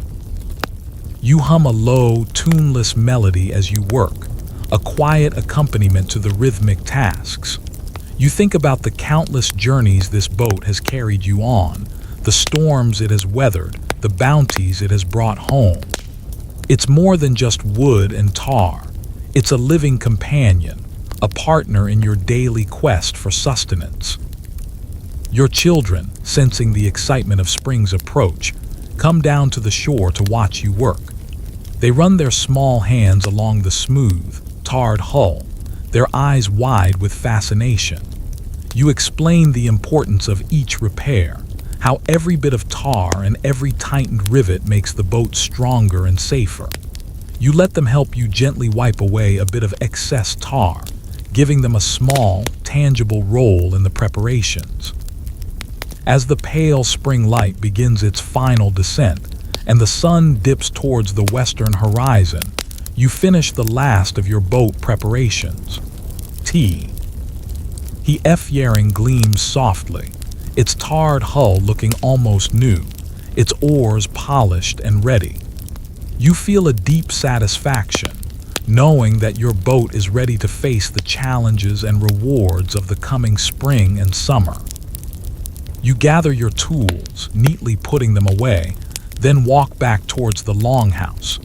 The air is filled with the invigorating scent of the sea, mingled with the earthy aroma of thawing ground. The sounds of the village are livelier, a growing hum of activity as everyone prepares for the new season. You join your family by the fire, the inviting aroma of the evening meal filling the longhouse. You recount your day's work on the boat, perhaps joking about the stubbornness of a particular tar patch or the sheer joy of feeling the smooth, re-tarred hull. The children listen, their faces alight with anticipation for the first fishing trip of spring. As darkness fully descends and the new moon hangs like a sliver in the twilight sky, you lean back by the fire, a profound sense of peace settling over you. Your boat is ready, your tools are sharp, and the long, cold winter is finally retreating. The promise of the open water, the bounty of the sea, and the renewal of life fill you with a quiet, enduring contentment. You are a fisherman, ready for the call of the waves, ready for the season of abundance. The dawn of this day carries a distinct scent of possibility. The ice has finally broken on the fjord, scattering into shimmering flows that drift slowly out to sea. The sun, bright and strong, warms the air, and the distant cries of returning seabirds fill the air with their joyous calls. Today, you are casting your lines for the first time in months, welcoming the spring fishing season. Your fiering, now perfectly tarred and prepared, bobs gently by the shoreline. You gather your freshly sharpened hooks and meticulously prepared lines, their coils neat and ready. The scent of fresh bait, perhaps a few small pieces of salted herring saved from last year, is invigorating. You pull on your mended leather boots, feeling their familiar comfort, and hoist your fishing basket onto your shoulder. The air is cool, but a deep sense of excitement, a quiet thrill, hums within you. This return to the open water after the long winter is a profound moment. a tangible connection to the cyclical abundance of your world. You push your boat into the water, feeling the cool, refreshing kiss of the fjord against your ankles. The water is clear, reflecting the brilliant blue of the sky. You hop in, settle yourself on the stern bench, and pick up your oars. The first few strokes are pure joy, the familiar rhythm of your muscles working in unison with the movement of the boat. The F-Yaring glides smoothly, cutting through the last remnants of thin ice with a satisfying crunch. You head for your favored spring fishing grounds, a spot where the currents bring the first schools of cod and haddock, awakened by the rising water temperatures. The journey is accompanied by the melodic cries of gulls and terns, newly returned from their southern migrations, their presence a joyful confirmation of spring's arrival. You hum a low, tuneless melody, a song of the sea, a song of gratitude for the renewed bounty. You feel a sense of profound connection to generations of fishermen who have done this exact same thing for centuries. This ancient tradition, this direct relationship with the sea, is a mainstream historical fact, foundational to the survival and prosperity of coastal Viking communities. Their lives were inextricably linked to the ebb and flow of the tides, the migrations of fish, and the relentless cycles of nature. You drop your lines, feeling the weight of the sinkers as they descend into the welcoming depths. The water is alive beneath you, full of promise. You settle back, feeling the gentle swell of the waves, listening to the quiet sounds of the fjord. The silence is profound, yet full of unspoken life. You think about how much you've missed this, the quiet solitude of the open water. You recall a humorous incident from a previous spring's first fishing trip. You had been so excited that you accidentally dropped your favorite carving knife overboard. It sank to the bottom of the fjord, and you spent the rest of the day grumbling about it. To your astonishment, weeks later, old Ragnar, fishing in the same spot, pulled it up on his line. He returned it with a flourish, claiming the sea spirits had sent it back just for you, clearly hoping for an extra share of your next catch. A quirky tidbit. Some sagas contain accounts of early spring fishing rituals or offerings made to sea gods like Njord or Ran, seeking good fortune for the season. While you don't perform elaborate rituals, a quiet moment of gratitude to the spirits of the fjord for its renewed bounty is not uncommon. You might joke that the fish just respond better to a positive attitude, and perhaps a perfectly sharpened hook. Suddenly a sharp tug on your line, a powerful pull that signals a strong fish. You brace yourself, your muscles tensing, and begin to haul. The resistance is immense, a determined force that tests your strength and skill. You fight with practiced ease, slowly, steadily bringing the unseen creature closer. This is the thrill of the catch, the dance between man and nature, a primal contest that has defined your life. As the fish breaks the surface, its silvery flanks gleaming in the spring sun, you see it's a magnificent cod, plump and full of life. With a practiced motion, you swing it into the boat, and it thrashes for a moment before you quickly dispatch it. The sight of its healthy body fills you with immense satisfaction. This is the promise of spring fulfilled. Historians still argue about the exact timing and methods of seasonal fishing migrations in different regions. While certain fish species followed predictable patterns, the specific locations and techniques for exploiting these migrations varied significantly. For you, understanding these local patterns, passed down through generations, is the key to successful and sustainable fishing. It's about deep ecological knowledge, lived and learned. You continue fishing for several more hours, enjoying a wonderfully productive day. The basket slowly fills with a bounty of fresh fish, each one a testament to the renewed life of the fjord. The sun climbs higher, warming the air, and the gentle swell of the waves is a soothing motion. You feel a deep satisfaction, a quiet contentment that permeates your entire being. You crack a joke, talking to the fish in your basket, thanking them for their cooperation and promising them a good journey to your family's dinner table. You know it's silly, but it adds a bit of lightness to the serious business of providing. Laughter, even when alone on the water, makes the world a better place. As the afternoon wears on, you notice the sun beginning its slow descent towards the western mountains. The air takes on a cooler edge, but you are warm with the satisfaction of a successful day. You decide you've had enough. Your basket is heavy, a testament to the fjord's generosity and your own skill. You begin to reel in your lines, carefully coiling them as you go, preparing for the journey home. The row back to the village is a peaceful one, accompanied by the sounds of the fjord coming alive.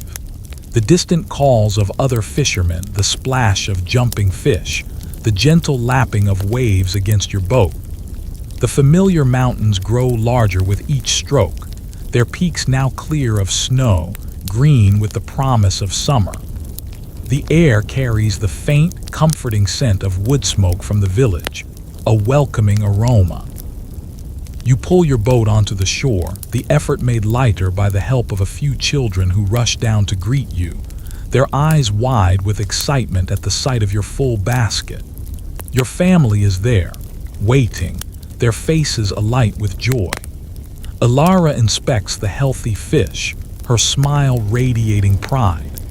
Young Thora and Bjorn rush forward, eager to touch the gleaming bodies of the cod. You begin the process of gutting and cleaning the fish, the familiar rhythm a comforting end to a productive day. The air fills with the briny scent of fresh fish, a familiar aroma that signals abundance and nourishment. You envision the delicious meal awaiting you, perhaps simply roasted over the open fire, a true taste of spring.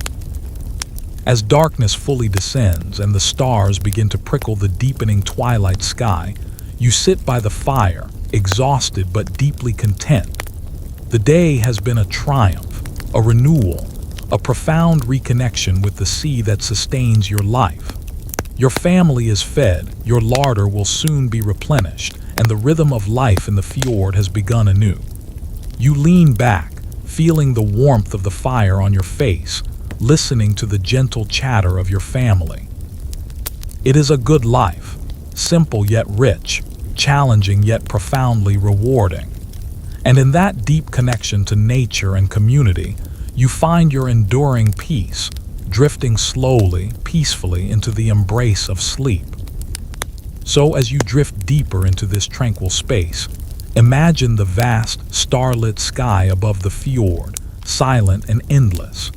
The gentle lapping of invisible waves against a distant shore is the only sound, a soft, rhythmic lullaby that guides you further into relaxation. Feel the quiet hum of the universe, a gentle vibration that settles around you, easing every tension, every worry. Your mind is calm, clear, like the still waters of a mountain lake. All the day's concerns are fading, dissolving into the peaceful twilight. Picture yourself nestled in a warm, cozy longhouse, the comforting scent of wood smoke and pine filling the air. The fire in the hearth glows softly, casting warm, dancing shadows on the walls, a silent guardian against the chill of the outside world. You are safe, you are warm, you are utterly at peace. The distant hoot of an owl, a soft, melodic cow, only deepens the stillness, inviting you to let go, to surrender to the quietude. Your breath deepens, slowing to a gentle, even rhythm, each inhale bringing in calm, each exhale releasing any lingering traces of wakefulness. Feel your body becoming heavier, sinking deeper into the soft furs and blankets that envelop you. The sense of purpose from the Viking world fades, replaced by a profound serenity. There are no more tasks, No more worries, just the gentle current of sleep drawing you in. Allow the images of the fjord, the forest, the open sea to soften, to blend into a seamless tapestry of calm. The faces of the villagers, their shared laughter and quiet camaraderie, become a comforting warmth in your heart. You are part of something ancient, something timeless, a continuous thread of human experience that connects you to this peaceful past. Let the sounds of the night, if any, become part of your drifting, a soft whisper that encourages deeper rest. You are safe, you are cherished, you are slowly, peacefully falling asleep.